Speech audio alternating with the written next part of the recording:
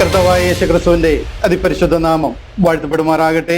തുറന്നോസിന്റെ പാഠശാല എന്ന ഈ ബൈബിൾ ക്ലാസിന്റെ 163 സെഷനിലേക്ക് നമ്മൾ കടന്നു വന്നിരിക്കുകയാണ്. Paul's first epistle to Corinthians. അപ്പോസ്തലനായ പൗലോസ് കൊരിന്ത്യർക്ക് എഴുതിയ ഒന്നാമത്തെ ലേഖനം. അതിന്റെ 1-ാം അധ്യായമാണ് കഴിഞ്ഞ ആഴ്ചയിൽ നമ്മൾ ചിന്തിച്ചത്. ഇന്ന് ആ 1-ാം അധ്യായത്തിന്റെ അവസാന ഭാഗം അല്പം കൂടി ഒന്ന് റീക്യാപ്പ് ചെയ്തിട്ട് 2-ാമത്തെ അധ്യായത്തിലേക്ക് കടക്കണമെന്ന് ഞാൻ ആഗ്രഹിക്കുന്നു. 1-ാമത്തെ അധ്യായത്തിന്റെ അവസാന ഭാഗങ്ങൾ വളരെ ഇമ്പോർട്ടൻ്റ് ആണ്.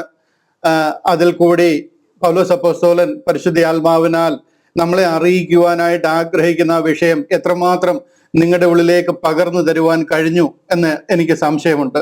അപ്പൊ അതുകൊണ്ട് അവിടെ ഒരു അല്പം കൂടെ അതിനെ ഒന്ന് എംഫസൈസ് ചെയ്ത് ചില ഭാഗങ്ങളൊക്കെ അല്പം കൂടെ ഒന്ന് ക്ലാരിഫൈ ചെയ്ത് തന്നിട്ട് 2-ാമത്തെ അധ്യായത്തിലേക്ക് കടക്കുവാൻ ഞാൻ ഇന്ന് ആഗ്രഹിക്കുകയാണ്. ദൈവഹിതമായാൽ 2-ാമത്തെ അധ്യായം ചിന്തിച്ച് തീരണമെന്നും അതിനുശേഷം ഒരു ചോദ്യത്തിന് മറുപടി പറയണമെന്നും ആഗ്രഹിക്കുന്നു. നമ്മിൽ പലരും അറിയുന്ന പോലെ കഴിഞ്ഞ ആഴ്ചയിൽ നമ്മുടെ ക്വസ്റ്റ്യൻ ആൻഡ് ആൻസർ സെഷൻ, അത് ഈ സാധാരണ ക്ലാസ്സിന് ശേഷം ലൈവായിട്ട് കൂടി വന്നിരിക്കുന്നവരെ വീണ്ടും അതിൽ തന്നെ തുടരുകയും ചോദ്യങ്ങളും ഉത്തരങ്ങളും ഒക്കെ ആയിട്ടുള്ള ഒരു സെഷൻ നമ്മൾ കൈകാര്യം ചെയ്യാറുണ്ട്. ആ ഭാഗത്ത് എറണാകുളത്തുള്ള ജോർജ് അച്ചായൻ ചോദിച്ച ഒരു ചോദ്യം നല്ലൊരു ചോദ്യമാണ്. ആ ചോദ്യത്തിന് ഞാൻ കഴിഞ്ഞ ആഴ്ചയിൽ മറുപടി പറഞ്ഞില്ല. എന്നാൽ സമയം അനുവദിക്കുന്നുവെങ്കിൽ ആ ചോദ്യത്തിന് ഇന്ന് മറുപടി പറയണമെന്ന് ആഗ്രഹിക്കുകയാണ്. അദ്ദേഹം ചോദിച്ചത് നല്ലൊരു ചോദ്യമാണ്. വളരെ ചുരുക്കമായിട്ടാണ്, വളരെ വിരളമായിട്ടാണ് ചില നല്ല ക്വസ്റ്റ്യൻസ് നമുക്ക് ലഭിക്കുന്നത്. ആ ചോദിച്ച ചോദ്യം ഇതായിരുന്നു. വെളിപ്പാട് പുസ്തകം അടിസ്ഥാനമാക്കിയ ഒരു ചോദ്യമാണ്. അതിന്റെ 21, 22 അധ്യായങ്ങളിൽ നിന്നുള്ളൊരു ചോദ്യമാണ് അദ്ദേഹം ചോദിച്ചത്. അതായത് വെളിപ്പാട് പുസ്തകത്തിന്റെ 21, 22 അധ്യായം എന്നൊക്കെ പറയുമ്പോഴത്തേന് ദൈവിക പദ്ധതികൾ എല്ലാം തന്നെ നിറവേറി കഴിഞ്ഞു. നമ്മൾ നിത്യതയിലേക്ക് കടന്നിരിക്കുക. ഇസ്രായേലിന് വേണ്ടി ഒരുക്കിയിരിക്കുന്ന ആ മണവാട്ടിയെ പോലെ അലങ്കരിച്ച സ്വർഗീയ ഭവനം സ്വർഗത്തിൽ നിന്നും പുതുവാന ഭൂമിയിലേക്ക് ഇറങ്ങി വന്നിരിക്കുക. ഒരല്പം കൂടെ തെളിച്ചു പറഞ്ഞു കഴിഞ്ഞാൽ ഈ 21, 22 അധ്യായം അതിൽ പറഞ്ഞിരിക്കും, ആ കാര്യങ്ങൾ പറഞ്ഞിരിക്കുന്ന സമയം എന്ന് പറയുന്നത് ട്രിബുലേഷൻ കഴിഞ്ഞുപോയി. അതായത് മഹാപീഡന കാലം അത് കഴിഞ്ഞുപോയി. മില്ലേനിയം, അതായത് 1000 ആണ്ട് വാഴ്ച, അതും കഴിഞ്ഞുപോയി. സാത്താനെ എന്നേക്കുമായിട്ട് നിത്യ നരകാഗ്നിയിലേക്ക് തള്ളിക്കളഞ്ഞു. അതായത് എതിർ ക്രിസ്തുവിനെയും കള്ളപ്രവാചകനെയും കിടക്കുന്ന ആ അഗാധ കൂപത്തിലേക്ക് സാത്താനെയും തള്ളിക്കളഞ്ഞു. സാത്താന്റെ അന്ത്യന്യായവിധിയും കഴിഞ്ഞു. The great white throne judgement, വെള്ള സിംഹാസനത്തെങ്കിലെ ന്യായവിധിയും കഴിഞ്ഞു.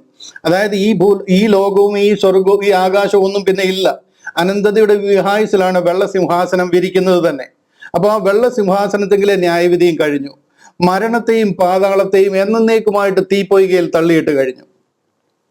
അതിനുശേഷമാണ് ഒരു പുതുവാന ഭൂമി, അല്ലെങ്കിൽ ഞാൻ പുതിയൊരു ആകാശവും പുതിയൊരു ഭൂമിയും കണ്ടു എന്ന് വെളിപ്പാട് പുസ്തകം 21-ാം അധ്യായത്തിന്റെ 1-ാം വാക്യത്തിൽ പറഞ്ഞു തുടങ്ങുന്നത്. ആ പുതുവാന ഭൂമിയിലേക്കാണ് മണവാട്ടിയെ പോലെ അലങ്കരിച്ച സ്വർഗീയ ഭവനം സ്വർഗത്തിൽ നിന്നും ഇറങ്ങി വരുന്നത്. അതിന് 12 ഗോപുരങ്ങളും 12 മതിലുകളും 12 സിറ്റികളും ഒക്കെ ആയിട്ട്, സ്വച്ഛ സ്ഫടിക തങ്ക തുല്യ നിർമ്മിതമായ റോഡുകളും ഒക്കെ ആയിട്ട് അത് മണവാട്ടിയെ പോലെ അലങ്കരിച്ച സ്വർഗത്തിൽ നിന്നും പുതുവാന ഭൂമിയിലേക്ക് ഇറങ്ങി വരിക. ഈ സമയമാണ് വെളിപ്പാടിന്റെ 21, 22 കാര്യങ്ങൾ പറയുന്നത്.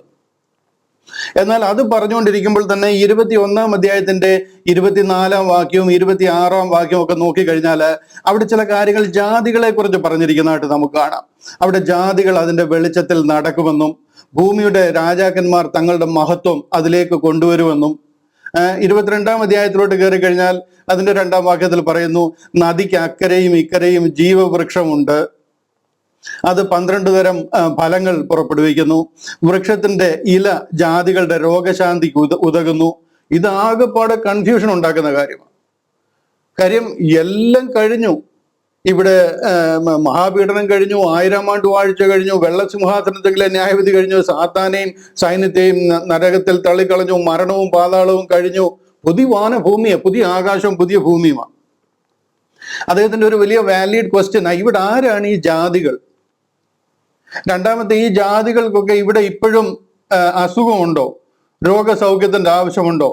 ഇവിടെ ഈ വൃക്ഷത്തിന്റെ ഇല രോഗികൾക്ക്, ജാതികൾക്ക് രോഗസൗഖ്യം കൊടുക്കുന്നു എന്നൊക്കെ പറയുന്നു. അപ്പൊ അവിടെ വീണ്ടും ഈ രോഗവും ദുഃഖവും ഒക്കെ ഉണ്ടോ? 22-ാമത്തെ അധ്യായമാണ് നോക്കണം, ബൈബിൾ തീരുക, ആ പേജോട് തീരുക. വളരെ വാലിഡ് ആയിട്ടുള്ളൊരു ക്വസ്റ്റ്യനാണ്. ഞാനതിന് മറുപടി പറയണമെന്നുണ്ടെങ്കിൽ പെട്ടെന്ന് പറഞ്ഞു കഴിഞ്ഞാൽ ആ റെഫറൻസ് സഹിതം ഒന്ന് എക്സ്പ്ലെയിൻ ചെയ്യണം. അതുകൊണ്ട് ഞാൻ കഴിഞ്ഞ ആഴ്ചയിൽ അതിന് മറുപടി പറഞ്ഞില്ല. ദൈവഹിതമായാൽ ഇന്ന് നമ്മൾ 2-ാമത്തെ അധ്യായം ചിന്തിച്ച് കഴിഞ്ഞിട്ട് സമയമുണ്ടെങ്കിൽ അത് അഡ്രസ്സ് ചെയ്യാമെന്ന് വിചാരിക്കുന്നു. ബൈ ചാൻസ് സമയം കിട്ടിയില്ല എന്നുണ്ടെങ്കിൽ അടുത്ത ആഴ്ചയിലെ ക്ലാസ് ഇതാദ്യം മറുപടി പറഞ്ഞുകൊണ്ടായിരിക്കും നമ്മൾ തുടങ്ങുന്നത്. Okay, let's jump in. നമുക്ക് പ്രാർത്ഥനയോട് ഇന്നത്തെ ക്ലാസ്സിലേക്ക് കടക്കാം. ഒന്നാമത്തെ അധ്യായം നമ്മൾ ഒന്നൊന്ന് റീക്യാപ്പ് ചെയ്യാനായിട്ട് പോവുകയാണ്. ഒരു കാര്യം കൂടെ ഓർപ്പിക്കാൻ വിട്ടുപോയി. നമുക്ക് നമ്മുടെ ഗേറ്റ് ചർച്ച്, കോട്ടയത്തും എറണാകുളത്തുമുള്ള ഗേറ്റ് ചർച്ച് ചെറിയ ചില മാറ്റങ്ങൾ നടന്നുകൊണ്ടിരിക്കുകയാണ്. 2 സ്ഥലത്തെയും ശുശ്രൂഷകന്മാർ മാറുകയാണ്. കോട്ടയത്ത് നമുക്കറിയാവുന്ന പോലെ എൽദോ വർഗീസ് ബ്രദർ ആയിരുന്നു ശുശ്രൂഷിച്ചിരുന്നത് കോട്ടയത്തെ ചർച്ചിൽ. എന്നാൽ കോട്ടയത്ത് പൂനെയിൽ നിന്നുള്ള ജോണിക്കുട്ടി ചായന് കോട്ടയത്തിന്റെ ചാർജ് ഏറ്റെടുക്കും. എൽദോ ബ്രദർ എറണാകുളത്തേക്ക് മാറുകയാണ്. അദ്ദേഹം എറണാകുളത്തേക്ക് റീലൊക്കേറ്റ് ചെയ്ത് കഴിഞ്ഞു. എറണാകുളം ചർച്ച ഇനി മുതൽ ലീഡ് ചെയ്യുന്നതും എല്ലാ കാര്യങ്ങളും നോക്കുന്നത് എൽദോ ബ്രദർ ആയിരിക്കും. ഈ 2 സഭകളിലും, കോട്ടയത്തും എറണാകുളത്തും പരിസര പ്രദേശങ്ങളിലുള്ളവർക്കൊക്കെ ഞങ്ങളോട് ചേർന്ന് കർത്താവിനെ ആരാധിക്കണം എന്ന് നിങ്ങൾ ആഗ്രഹിക്കുന്നുണ്ടെങ്കിൽ ഈ ചർച്ചകളിലേക്ക് വരുവാൻ ഞങ്ങൾ നിങ്ങളോട് വിനീതമായിട്ട് ഓർപ്പിക്കുകയാണ്. ഇതിന് നിങ്ങൾക്ക് ഈ ഗേറ്റ് ചർച്ചിന്റെ കോണ്ടാക്റ്റുകളാണ്. നിങ്ങൾ ഇതിനെ ഫോട്ടോ എടുത്തു കഴിഞ്ഞാൽ നിങ്ങൾക്ക് ഈ നമ്പേഴ്സ്, ഈ കോണ്ടാക്റ്റുകൾ കിട്ടുന്നതാണ്. യൂട്യൂബിൽ വരുമ്പോൾ നിങ്ങൾക്ക് അത് കാണാം. ഡോക്ടർ ചെറിയാൻ കുര്യനെയോ, ബ്രദർ ജോണിക്കുട്ടി പൗലോസ്, ബ്രദർ ബേബി പോൾ, ഇവർ 3 പേരുമാണ് കോട്ടയത്തെ കാര്യങ്ങൾ ലീഡ് ചെയ്യുന്നത്. അവരുടെ നമ്പേഴ്സ് കൊടുത്തിട്ടുണ്ട്. അതുപോലെ തന്നെ എറണാകുളത്തെ gate church brother Eldho Varghese ഉണ്ട്, ബ്രദർ വർഗീസ് കുര്യൻ, ഇവർ 2 പേരുടെയും ഡീറ്റെയിൽസ് നമ്പേഴ്സ് കൊടുത്തിട്ടുണ്ട്. ആർക്കെങ്കിലും ഈ ചർച്ചിൽ വന്ന് ചേർന്ന് ഞങ്ങളോടൊപ്പം കർത്താവിനെ ആരാധിക്കണം എന്ന് ആഗ്രഹിക്കുന്നുണ്ടെങ്കിൽ ദയവായിട്ട് നിങ്ങളുടെ ജീവകാലത്ത് അതിന് അവസരം ലഭിക്കുന്നുവെങ്കിൽ അതൊരു ഭാഗ്യമായിട്ട് കരുതുക. ഞാൻ അതിനായിട്ട് നിങ്ങളെ പ്രബോധിപ്പിക്കുന്നു. ഞങ്ങളുടെ ചർച്ചിൽ വന്നു കഴിഞ്ഞാൽ മറ്റുള്ള സ്ഥലങ്ങളിൽ നിങ്ങൾ പോകുന്ന പോലെയുള്ള വലിയ എക്സ്പെക്ടേഷൻസ് ഒന്നും വെക്കരുത്. വലിയ പാട്ടും ബഹളവും ആട്ടവും ചാട്ടവും ഒന്നും കാണത്തില്ല. ദൈവത്തെ വിളിക്കുകയും ദൈവജനം പഠിപ്പിക്കുകയും ചെയ്യുന്ന ഒരു സ്ഥലമാണ്. അതുകൊണ്ട് നിങ്ങളെ ഞാൻ വളരെ വിനീതമായിട്ട് അതിലേക്ക് വരുവാൻ പ്രബോധിപ്പിക്കുകയാണ്. ഈ നമ്പേഴ്സിൽ കോണ്ടാക്ട് ചെയ്ത് കഴിഞ്ഞാൽ എവിടെയാണ് ചർച്ച, എവിടെയാണ് മീറ്റിങ്ങുകൾ നടക്കുന്നത് എന്നുള്ള വിവരങ്ങൾ നിങ്ങൾക്ക് ലഭിക്കുന്നതായിരിക്കും. കർത്താവ് നമ്മളെ അനുഗ്രഹിക്കട്ടെ. കൊരിന്ത്യർ ലേഖന പഠനത്തിലേക്ക് കടക്കുകയാണ്. 1-ാമത്തെ ലേഖനം 1-ാമത്തെ അധ്യായമാണ് നമ്മൾ പഠിച്ചത്. അതിലൊന്നുകൂടെ റീക്യാപ്പ് ചെയ്യുവാനായിട്ട് ഞാൻ ആഗ്രഹിക്കുന്നു. നമുക്കറിയാം, കൊരിന്ത്യയിലെ സഭ എന്ന് പറഞ്ഞു കഴിഞ്ഞാൽ എല്ലാ രീതിയിലും പ്രശ്നങ്ങൾ ഉണ്ടായിരുന്ന ഒരു ചർച്ച. കൊരിന്ത്യ ദേശമേ ഭയങ്കര പ്രശ്നമുള്ള ദേശമാണ്. നമ്മൾ മുന്നോട്ട് പോകുമ്പോൾ കാണാം. ഞാൻ പറഞ്ഞല്ലോ, വ്യഭിചാരം എന്ന് പറയുന്നത് അവിടുത്തെ ഒരു ഹോബിയായിരുന്നു. ആയിരക്കണക്കിന് ദേവദാസിമാർ അവിടുത്തെ അമ്പലത്തിൽ, അവിടുത്തെ വരുമാന മാർഗമായിട്ട് പ്രോസ്റ്റിറ്റ്യൂഷൻ അവിടുത്തെ ഒരു വരുമാന മാർഗമാണ്. അവിടുത്തെ ഒരു എന്താ പറയുന്നത്, ആ രീതിയിൽ അധാർമികമായിട്ട് അധപ്പതിച്ച ഒരു ദേശവും സമ്പൽ സമൃദ്ധിയുടെ അതിന്റെ ഏറ്റവും ഉച്ചകോടിയിൽ എത്തി നിൽക്കുന്ന ഒരു സ്ഥലമാണ്. അവിടുള്ള ജനങ്ങൾ അനേകർ ഈ സഭയിൽ വന്നിരിക്കുന്നവർ തന്നെ പലരും ഈ തരക്കാരായിരുന്നു. അവിടെ നിന്നും ഈ സഭയിലേക്ക് വന്നിരിക്കുന്നവരാണ്. അപ്പൊ അവർക്ക് ഒത്തിരിയും സംശയങ്ങളും ഒത്തിരി പ്രശ്നങ്ങളുമുണ്ട്. നിങ്ങളുടെ ഏതെങ്കിലും ചർച്ചിൽ പ്രോബ്ലം ഉള്ള ചർച്ച ആണ് എന്ന് നിങ്ങൾക്ക് തോന്നുന്നുണ്ടെങ്കിൽ ഈ കൊരിന്തിലെ ചർച്ചിനെ കുറിച്ച് പഠിച്ചു കഴിയുമ്പോൾ നിങ്ങളുടെ ചർച്ച് ഫാർ ബെറ്റർ ആണെന്ന് നിങ്ങൾക്ക് തോന്നും. അതുപോലത്തെ സാഹചര്യമായിരുന്നു കൊരിന്തിലെ എന്ന് മനസ്സിലാക്കുക. പോള് ഇന്ന് ജീവിച്ചിരിപ്പുണ്ടായിരുന്നെങ്കിൽ, അദ്ദേഹത്തിന് ഒരു ഇമെയിൽ അക്കൗണ്ടും ഒരു ഇൻസ്റ്റാഗ്രാം അക്കൗണ്ടും ഒക്കെ ഉണ്ടായിരുന്നെങ്കിൽ ഇവരുടെ ചോദ്യങ്ങൾക്ക് മറുപടി കൊടുത്ത് സംശയങ്ങൾക്ക് മറുപടി കൊടുത്ത് അദ്ദേഹം പണ്ടാരം അടങ്ങിപ്പോയത്. അതുപോലെ സംശയങ്ങളും ചോദ്യങ്ങളും ഉള്ള ഒരു സഭയാണ് ഈ കൊരിന്തിലെ സഭ. എന്നിരുന്നാലും 1-ാമത്തെ അധ്യായം മുതൽ പോള് അവിടുത്തെ കാര്യങ്ങൾക്ക്, പ്രശ്നങ്ങൾക്ക് അടിസ്ഥാനപരമായിട്ട് മറുപടി കൊടുത്ത് എഴുതിയിരിക്കുന്ന ഒരു ലേഖനമാണ്. അതുകൊണ്ട് തന്നെ അവർ കാര്യങ്ങൾ മനസ്സിലാവുകയും ഒരു കൃപാവരത്തിനും കുറവില്ലാത്ത ഒരു ചർച്ചായിട്ട് മാറുവാൻ ഇടയായി തീരുകയും ചെയ്തതായിട്ട് നമുക്ക് കാണുവാനായിട്ട് കഴിയും. ഇത്രയും ലേഖനങ്ങൾ എഴുതി ഇത്രയും സംശയങ്ങളൊക്കെ തീർത്തു കൊടുത്തെങ്കിലും ഇന്നും ആ പ്രശ്നങ്ങളൊക്കെ സംശയങ്ങളായിട്ട് തന്നെ തുടരുകയാണ്. അത് എഴുതി കൊടുത്തത് അവിടെയും ഇവിടെയും എവിടെയും ഉള്ള വിശുദ്ധന്മാർക്ക്, കൊരിന്ത്യർക്ക് വേണ്ടി മാത്രമല്ല. ചോദ്യം അവിടുന്ന് വന്നെങ്കിലും ഈ ഉത്തരം കൊടുത്തതും ആ ചോദ്യം മറ്റുള്ളവർക്ക് കൂടെ മനസ്സിലാകുവാൻ വേണ്ടിയിട്ടാണ്. എന്നാൽ ഇന്നും ഒരു 99% ആ കൊടുത്തിരിക്കുന്നതും ആ പറഞ്ഞിരിക്കുന്നതിൻ്റെയും അർത്ഥമോ കാര്യങ്ങളോ വ്യക്തമായിട്ട് മനസ്സിലായിട്ടില്ല. അതുകൊണ്ട് തന്നെയാണ് പോള് ആ വിഷയത്തെ വളരെ ഡീറ്റെയിൽ ആയിട്ട് മറുപടി കൊടുത്തിരിക്കുന്നത്. നമുക്കറിയാം തന്റെ ഒന്നാമത്തെ മിഷണറി യാത്ര, രണ്ടാമത്തെ മിഷണറി യാത്രയിലാണ് അവിടുത്തെ സഭ സ്ഥാപിച്ചത്. എന്നാൽ മൂന്നാമത്തെ മിഷണറി യാത്രയിൽ താൻ എഫെസോസിൽ ഇരിക്കുമ്പോഴാണ് ഈ കാര്യങ്ങൾ അറിഞ്ഞുകൊണ്ട് അവർക്ക് മറുപടി അയക്കുന്നത്. അതിൽ ഒന്നാമത്തെ അധ്യായമാണ് നമ്മൾ ചിന്തിച്ചത്. അല്പം കൂടി അതിന്റെ ഒരു ഡീറ്റെയിൽസിലേക്ക് കടക്കുവാനായിട്ട് ഞാൻ ആഗ്രഹിക്കുക. അതുകൊണ്ട് നിങ്ങൾക്ക് ഒന്നാമത്തെ അധ്യായത്തിൽ ഒരു സംശയം പോലും ബാക്കി നിൽക്കാതിരിക്കാൻ വേണ്ടിയിട്ടാണ് ഞാൻ അല്പം സമയം കൂടെ അവിടെ എടുക്കുന്നത്. ഒന്നാമത്തെ അധ്യായത്തിന്റെ ആ ഒരു വിഷയ വിഭജനം നമുക്കറിയാം. 1 മുതൽ 9 വരെ വന്ദനവും പ്രശംസയും അനുഗ്രഹവും ഒക്കെയാണ്. അവർക്കുള്ള വന്ദനം, പ്രശംസ, അവരെ പ്രശംസിച്ചു പറയുക, അവരെ അനുഗ്രഹിക്കുക ഒക്കെയാണ്. 10 മുതൽ 17 വരെ ക്രിസ്തുവിന്റെ ശരീരമാകുന്ന സഭയുടെ ഐക്യത, unity in body of Christ, അതാണ് ആ വിഷയത്തിൽ സ്ട്രെസ് ചെയ്തേക്കുന്നത്.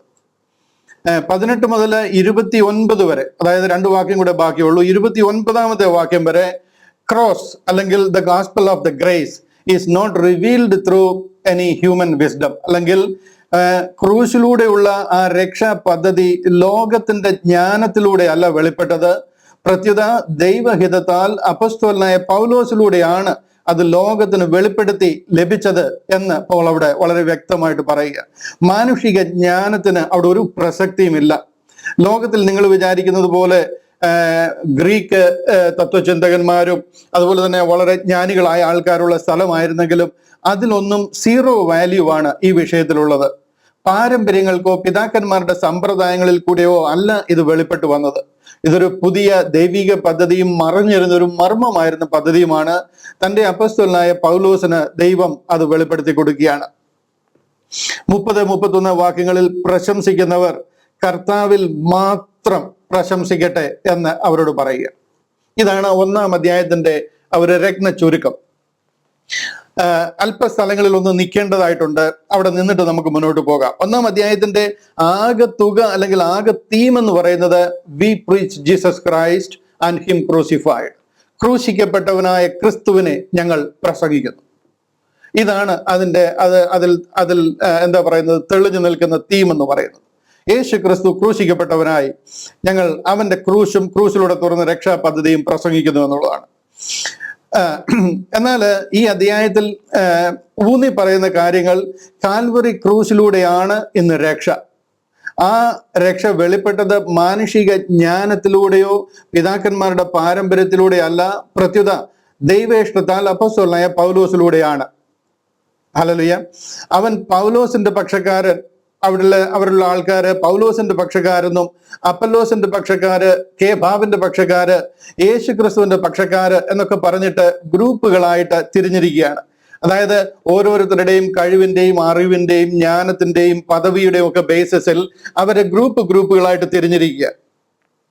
They were actually elevating man instead of understanding God's purpose. ദൈവഹിതമോ ദൈവിക പദ്ധതിയോ എന്താണെന്ന് അവർ തിരിച്ചറിയാതെ അവർ മാനുഷിക ജ്ഞാനത്തിനും മാനുഷിക പദവിക്കും അവർ പ്രാധാന്യം കൊടുക്കുകയാണ്. പൗലോസ് അപ്പോസ്തലനെ സംബന്ധിച്ചിടത്തോളം ദൈവത്താൽ നിയോഗിതനായ ഒരു അപ്പോസ്തലനാണെങ്കിലും തന്റെ പേരിൽ ഒരു ഗ്രൂപ്പ് സ്ഥാപിക്കുന്നതിനോട് പോളിന് ഒട്ടും താല്പര്യമില്ല. താൻ അതിലൊട്ടും തൃപ്തനല്ല. ഇവർ പൗലോസിന്റെ പക്ഷക്കാരെന്നും അപ്പല്ലോസിന്റെ പക്ഷക്കാരെന്നും യേശു ക്രിസ്തുവിന്റെ പക്ഷക്കാരെന്നൊക്കെ പറയുമ്പോൾ നമ്മുടെ പക്ഷക്കാരനാണല്ലോ എന്നെങ്കിലും നമുക്ക് ചിന്തിക്കാം. പോളിന്റെ പക്ഷക്കാരൻ എന്ന് പറയുമ്പോൾ, പക്ഷെ പോളിന് അതിന് പോലും താല്പര്യമില്ല. പോൾ പറയുന്നത് എനിക്ക് അതിന് ഒരു യോഗ്യതയുമില്ല. ക്രൂശിന്റെ മുമ്പിൽ ഞാൻ സീറോയാണ്. എൻ്റെ ഒരു കഴിവോ എൻ്റെ അറിവോ എൻ്റെ മുൻകാലത്തിലുള്ള എൻ്റെ യോഗ്യതയോ ഒന്നും ഇവിടെ അതിന് ഒരു കാരണം, ഒരു പ്രസക്തി ഉണ്ടാകാൻ ഇടയാകില്ല. മനുഷ്യ ജ്ഞാനത്തിനോ പാരമ്പര്യത്തിനോ പദവിക്കോ പ്രസക്തിയില്ല. അതുകൊണ്ട് നിങ്ങൾ ആരുടെയും പേരിൽ ഒരു ഗ്രൂപ്പ് ഉണ്ടാക്കരുത് എന്ന് പറയുക. ഇവിടെ പോൾ പറയുന്നത് ഞാനൊരു ചെറിയ നിങ്ങളുടെ മനസ്സിലൊന്ന് രജിസ്റ്റർ ആകാനായിട്ട് ഞാൻ അതിങ്ങനെ എഴുതിയിട്ടുണ്ട്. അതായത് ഈ സുവിശേഷത്തെ സംബന്ധിച്ചിടത്തോളം പോളിന്റെ കോൺട്രിബ്യൂഷൻ സീറോ. അപ്പല്ലോസിന്റെ കോൺട്രിബ്യൂഷൻ സീറോയാണ്. കേഫാവ്, പത്രോസിന് ഇവിടെ ഇതിനകത്തിൽ പത്രോസിന്റെ കോൺട്രിബ്യൂഷൻ സീറോയാണ്. യേശു ക്രിസ്തുവിന്റെ ലോകത്തിലെ മിനിസ്ട്രി, അവരാണ് യേശു ക്രിസ്തുവിന്റെ പക്ഷക്കാരെന്ന് പറയുന്നത്. കർത്താവിന്റെ ആ ലോകത്തിലെ മിനിസ്ട്രിക്ക് ഇതിന്റെ കോൺട്രിബ്യൂഷൻ സീറോയാ. നിങ്ങളത് മനസ്സിലാക്കുന്നവർക്കായിട്ട് ഞാൻ ദൈവത്തെ സ്തുതിക്കുന്നു.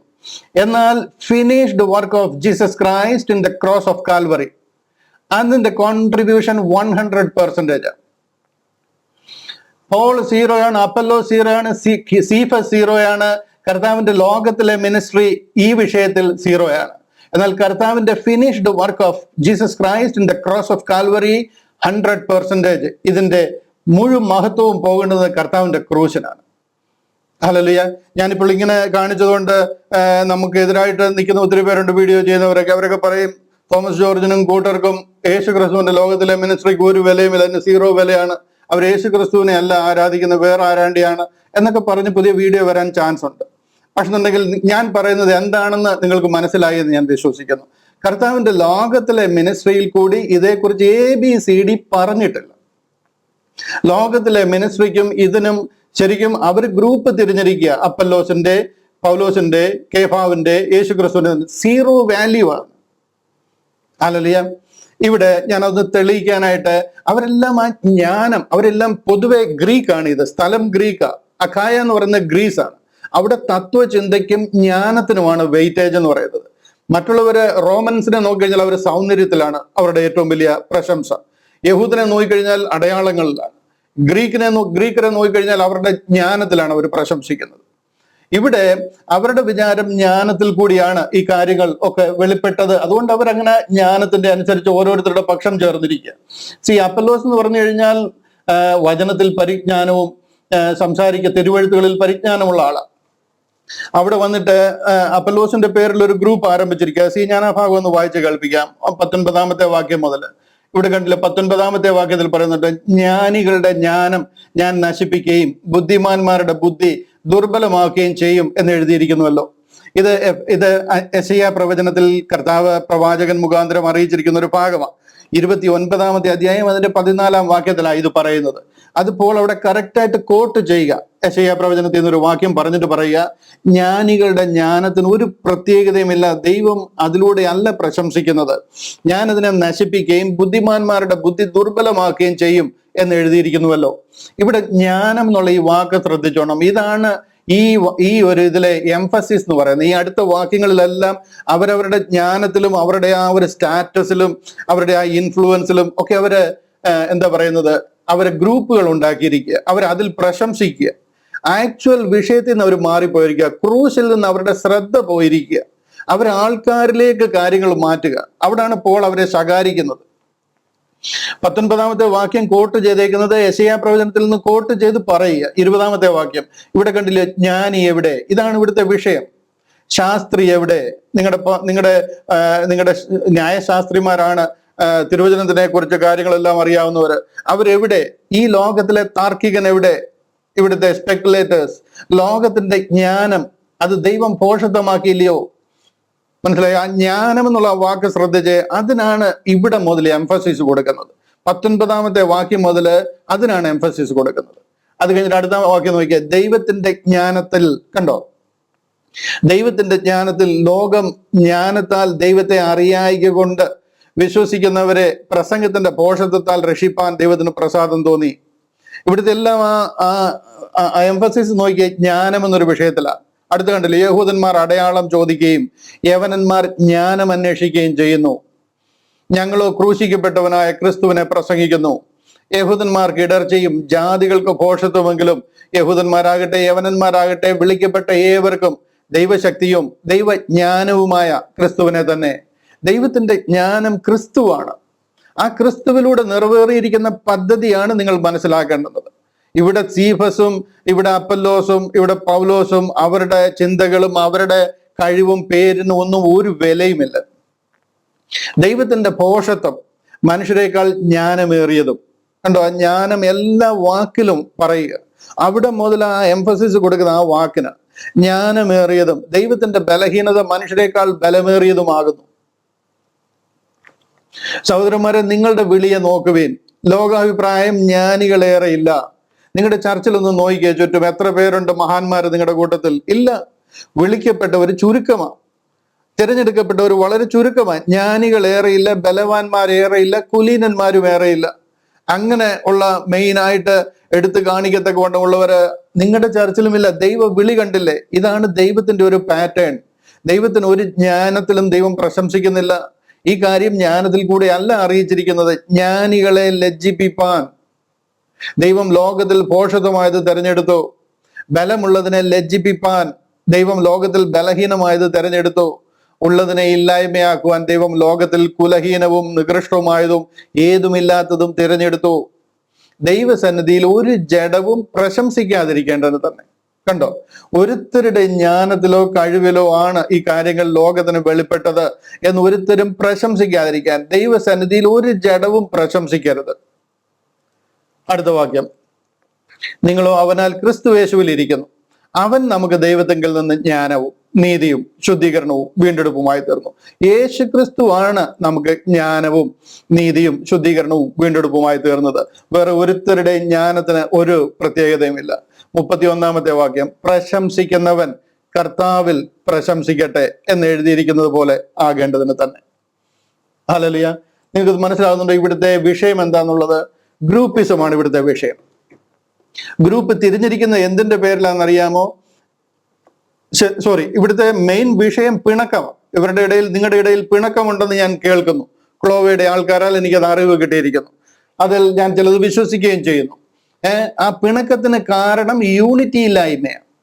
യൂണിറ്റി ഇല്ലായ്മ, ഐക്യതയില്ലായ്മ, ആത്മാവിലുള്ള ഐക്യത നിങ്ങളുടെ ഇടയിൽ ഇല്ല. സഭയിൽ അങ്ങനെ ഒരു സംഗതി ഇല്ല. കാരണം എന്താണെന്ന് ചോദിച്ചു കഴിഞ്ഞാൽ നിങ്ങൾ പല ഗ്രൂപ്പുകളായിട്ട് മാറിപ്പോയിരിക്കുന്നു.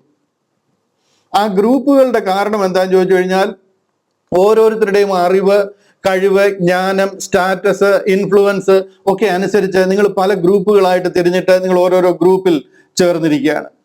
ഇവിടെ പറയുകയാണ്, ഒരു ഗ്രൂപ്പിനും ഒരുത്തർക്കും ഇതിൽ ഒരു കോൺട്രിബ്യൂഷനും ഇല്ല. അവരുടെ എല്ലാം ഇതിലുള്ള ഒരു എന്താ പറയുന്നത്, അവരുടെ ഒരു കോൺട്രിബ്യൂഷൻ എന്ന് പറയുന്നത് സീറോയാണ്. യഹൂദൻ അടയാളങ്ങളിൽ ആശ്രയിക്കുന്നു. യവനൻ ഇന്റലക്ച്വൽ അല്ലെങ്കിൽ ഫിലോസഫിക്കൽ ജ്ഞാനത്തിൽ ആശ്രയിക്കുന്നു. ഞങ്ങളോ ക്രൂശിക്കപ്പെട്ടവനായ ക്രിസ്തുവിനെ പ്രസംഗിക്കുന്നു. ഇവിടെ ഒരു ഗ്രൂപ്പിസത്തിനും ചാൻസ് ഇല്ല.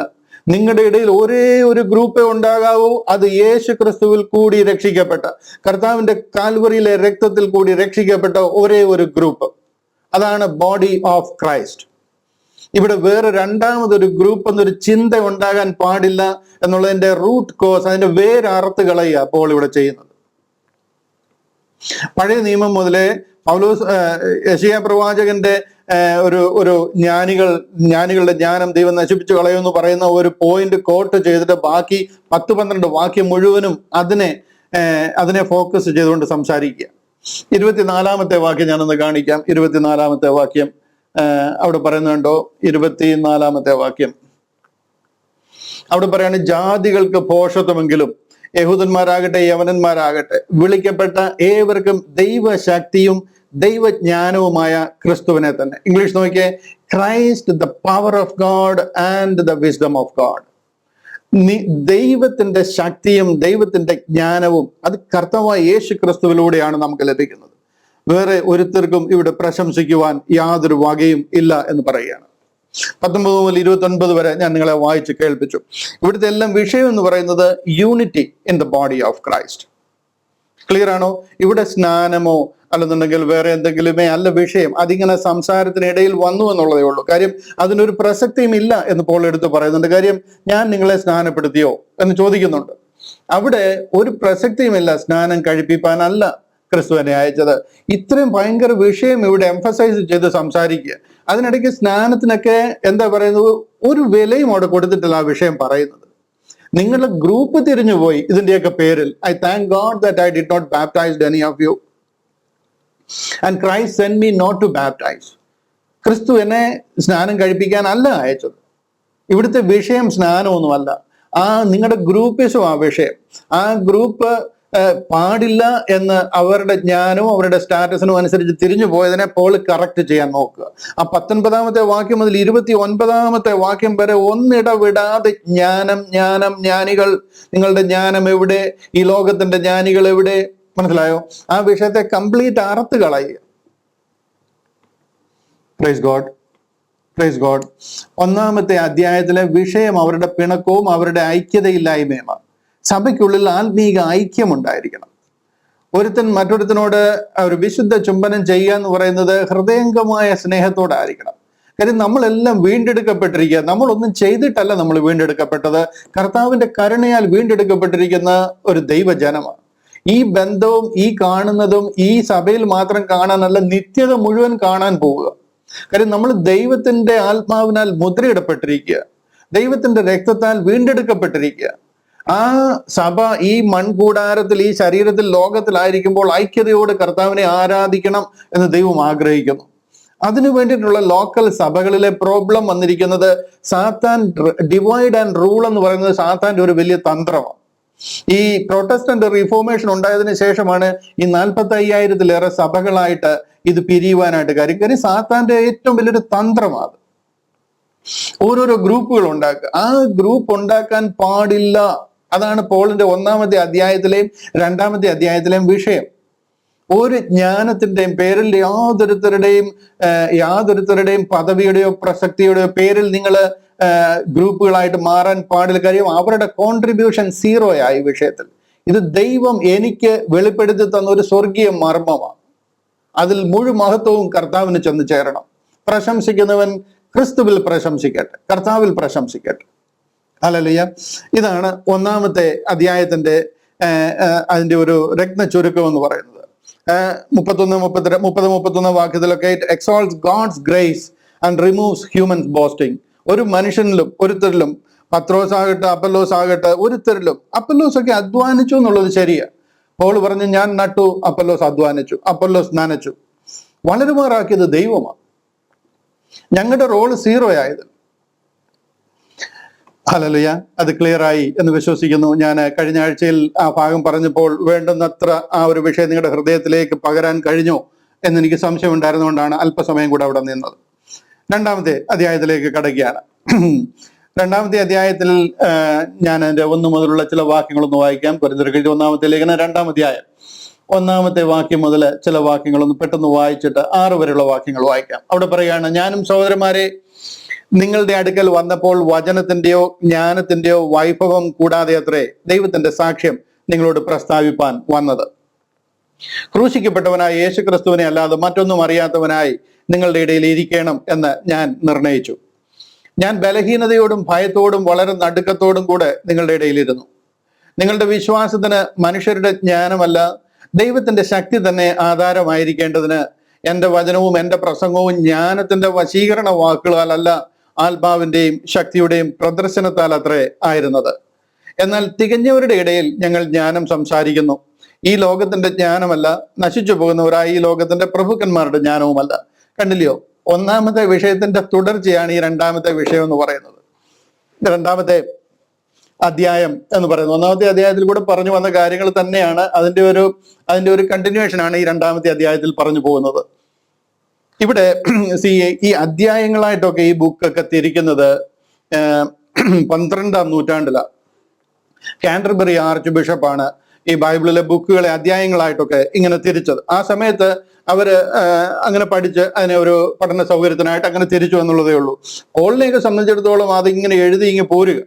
1-ാമത്തെ അധ്യായം കഴിഞ്ഞ 2-ാമത്തെ അധ്യായം എന്നൊന്നുമില്ല, അതിങ്ങനെ എഴുതി പോരുക. ഈ 1-ാമത്തെ അധ്യായത്തിന്റെ കഴിഞ്ഞ 2-ാമത്തെ അധ്യായത്തിലോട്ട് നമ്മൾ കയറുമ്പം പോളിനെ സംബന്ധിച്ചിടത്തോളം അത് കണ്ടിന്യൂസ് ആയിട്ട് എഴുതി വന്നേക്കുന്ന ഒരു ലെറ്ററാണ്. നമ്മളെ പറഞ്ഞു നിർത്തിയ ഭാഗത്തിന്റെ തന്നെ തുടർച്ചയായി പറയുന്നു 2-ാമത്തെ അധ്യായത്തിൽ. അവിടെ പറയുന്നുണ്ടല്ലയോ, ഞാനും സഹോദരന്മാരെ നിങ്ങളുടെ അടുക്കൽ വന്നപ്പോൾ വചനത്തിന്റെയോ ജ്ഞാനത്തിന്റെയോ വൈഭവം കൂടാതെ അത്രേ ദൈവത്തിന്റെ സാക്ഷ്യം നിങ്ങളോട് പ്രസ്താവിപ്പാൻ വന്നത്. ഞാൻ ഇവിടെ വന്നത് വചനത്തിലെ ഒരു വലിയ ജ്ഞാനി. ഞാൻ ഓഫ്കോഴ്സ് എനിക്ക് ഒത്തിരി കാര്യങ്ങൾ അറിയാം. കാര്യം ഞാൻ ഗമാലിയേലിന്റെ പാദപീഠത്തിലിരുന്ന് ന്യായപ്രമാണം പഠിച്ചിട്ടുള്ള ആളാണ്.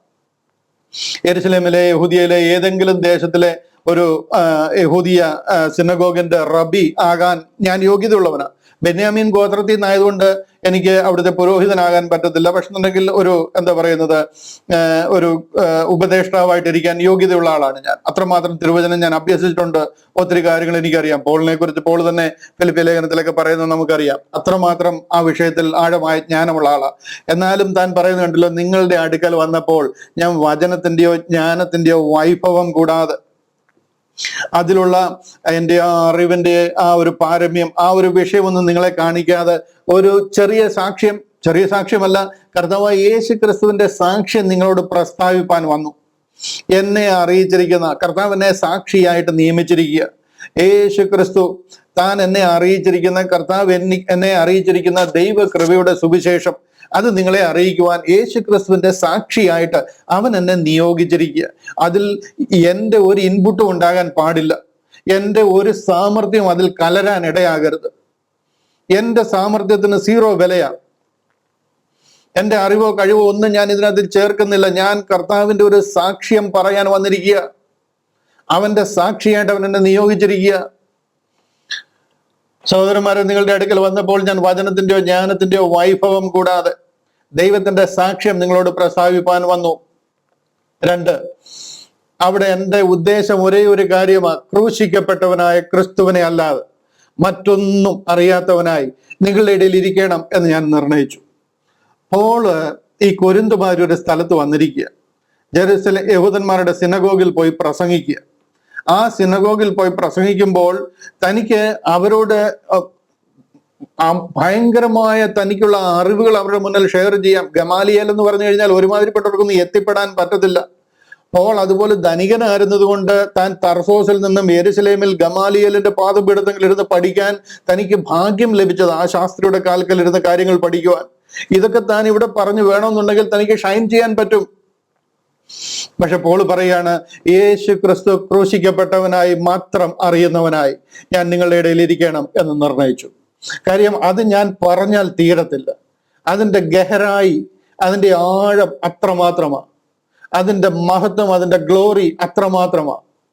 അത് എനിക്കല്ലാതെ ഇതിനു മുമ്പ് ആർക്കും വെളിപ്പെട്ടിട്ടില്ല. ലോകം പോഷത്വം എന്ന് വിചാരിച്ചിരുന്നതാ.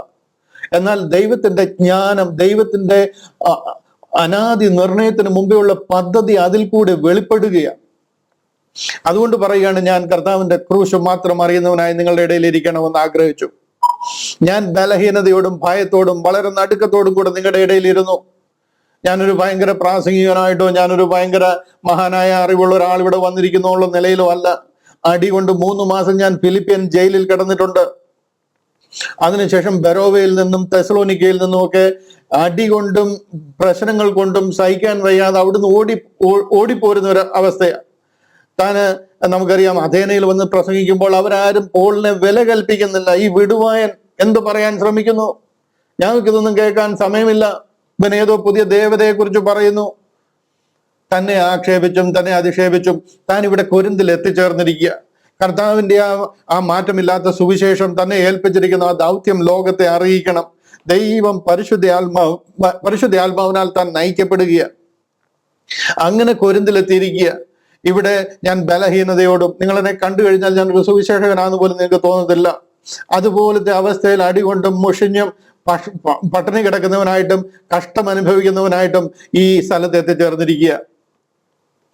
പോളിനെ കുറിച്ച് ഈ ഭാഗത്തൊക്കെ പറയുന്നത് ഞാൻ 2 കൊരിന്ത്യൻസ് എന്നൊരു ഭാഗം വായിച്ച് കേൾപ്പിക്കുക. അപ്പോൾ നിങ്ങൾക്ക് അത് കൂടുതൽ മനസ്സിലാകും. എന്നാൽ ഞാൻ ഇതൊന്ന് മുന്നോട്ട് പോകുമ്പോൾ ഞാൻ കൂടുതൽ അതിനെ കുറിച്ച് എക്സ്പ്ലെയിൻ ചെയ്യാം.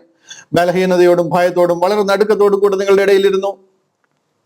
നിങ്ങളുടെ വിശ്വാസത്തിന്, ഞാൻ ഈ പറയുമ്പോൾ നിങ്ങളുടെ ഉള്ളിൽ നിങ്ങൾ വിശ്വസിക്കുന്ന ഒരു സംഗതി ഉണ്ടല്ലോ, അതിന് മനുഷ്യരുടെ ജ്ഞാനമല്ല, ദൈവത്തിന്റെ ശക്തി തന്നെ ആധാരമായിരിക്കേണ്ടതിന്.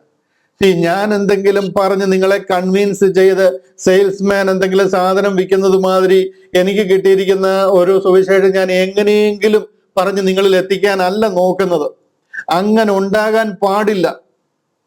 എന്റെ ജ്ഞാനം അതിൽ കലരാതെ, നിങ്ങളുടെ വിശ്വാസത്തിന് മനുഷ്യരുടെ ജ്ഞാനമല്ല, ദൈവത്തിന്റെ ശക്തി തന്നെ ആധാരമായിരിക്കണം. അതിന്റെ ബേസിസ് അത് ദൈവശക്തി ആയിരിക്കണം. നിങ്ങളുടെ ഉള്ളിലേക്ക് ഇറങ്ങുന്ന ആ സുവിശേഷം, ആ ക്രൂശിന്റെ വചനത്തിന്റെ ആ ശക്തി എന്ന് പറയുന്നത് ദൈവിക ശക്തി തന്നെ അതിന് ആധാരമായിരിക്കണം. എൻ്റെ യാതൊരു ഇൻഫ്ലുവൻസും അതിലുണ്ടാകാൻ പാടില്ല എന്ന് പറയുക. 5, എൻ്റെ വചനവും എൻ്റെ പ്രസംഗവും ജ്ഞാനത്തിന്റെ വശീകരണ വാക്കുകളാൽ അല്ല, ആത്മാവിന്റെയും ശക്തിയുടെയും പ്രദർശനത്താൽ അത്ര ആയിരിക്കുന്നത്. മനസ്സിലാകുന്നുണ്ടോ? 1-ാമത്തെ അധ്യായം പറഞ്ഞു വരുന്നത് ഈ വിഷയമാണ്. ഈ വിഷയം 2-ാമത്തെ അധ്യായത്തിൽ കയറിയിരിക്കുക. ആ ഗ്രൂപ്പിസത്തെയാണ് ഇവിടെ അഡ്രസ്സ് ചെയ്യുന്നത്. അത് ഈ ലോകത്തിന്റെ ജ്ഞാനമോ പ്രശംസയോ എന്താ പറയുന്നത് പദവിയോ അതിലൊന്നും ഇതിനൊരു ശകലം പോലും ഇതിനോട് ചേർക്കുവാൻ കഴിയത്തില്ല എന്ന് പറയുക. അപ്പോൾ പറയുന്നത് എൻ്റെ വചനവും എൻ്റെ പ്രസംഗവും, ഞാൻ നിങ്ങളോട് പ്രസംഗിച്ചിട്ടുള്ളത് മുഴുവൻ ക്രൂശ. അത് ജ്ഞാനത്തിന്റെ വശീകരണ വാക്കുകളാലല്ല. എനിക്ക് വേണമെന്നുണ്ടെങ്കിൽ പഴയ നിയമവും പുതിയ നിയമവും പ്രവാചക പുസ്തകങ്ങളും കെത്തുബീമി എന്നുള്ള ഉദാഹരണങ്ങളും ഒക്കെ എടുത്ത് കോട്ട് ചെയ്ത് നിങ്ങളെ കംപ്ലീറ്റ് കൺഫ്യൂഷനാക്കി എന്തെങ്കിലുമൊക്കെ പറഞ്ഞു തരാം. പക്ഷെ ഞാൻ ഒരു ജ്ഞാനവും ഉപയോഗിച്ചിട്ടില്ല.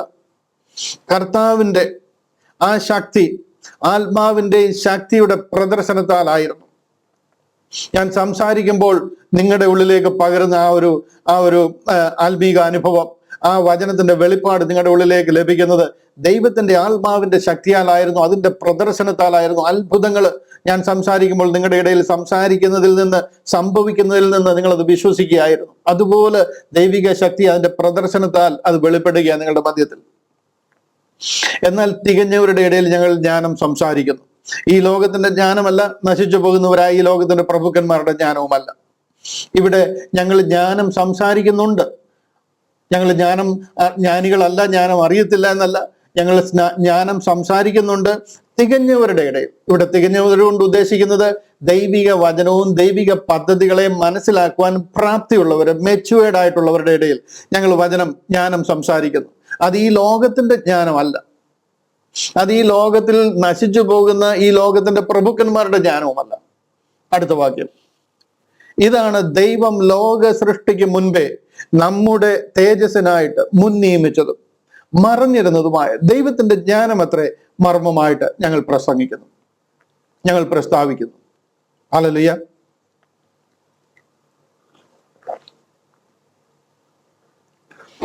ഈ വാക്യം നിങ്ങളെ ബൈഹാർട്ട് ആക്കണം. ഈ വാക്യവും അടുത്ത വാക്യം 2:7-8 ബൈഹാർട്ട് ആയിരിക്കണം, പല ആവർത്തി പറയണം. ഈ വാക്യങ്ങളൊക്കെ നമ്മൾ ബൈഹാർട്ട് ആക്കിയാൽ നമ്മുടെ ഹൃദയത്തിനും നമ്മുടെ മജ്ജയ്ക്കും മാംസത്തിനും ഇതിനൊക്കെ ഒരു ബലമാണ്. ഹല്ലേലൂയ. ബൈഹാർട്ട് ആക്കിക്കോ, ഇന്ന് തന്നെ ബൈഹാർട്ട് ആക്കിക്കോ. ഒരു ഭയങ്കര മെഡിസിൻ, അല്ലെന്നുണ്ടെങ്കിൽ ഭയങ്കര എന്താ പറയുന്നത്, ഒരു ശക്തി, ദൈവിക ശക്തി നമ്മുടെ ഉള്ളിൽ ചെന്ന മാതിരി ആയിരിക്കും. എല്ലാ വാക്യങ്ങളും ശക്തിയുള്ളതാണ്. എന്നാൽ ഇതെന്ന് പറയുന്നത്, ഈ വാക്യം 2:7-8 എന്ന് പറയുന്നത് ആറ്റം ബോംബിന്റെ ശക്തിയുള്ളതാണ്.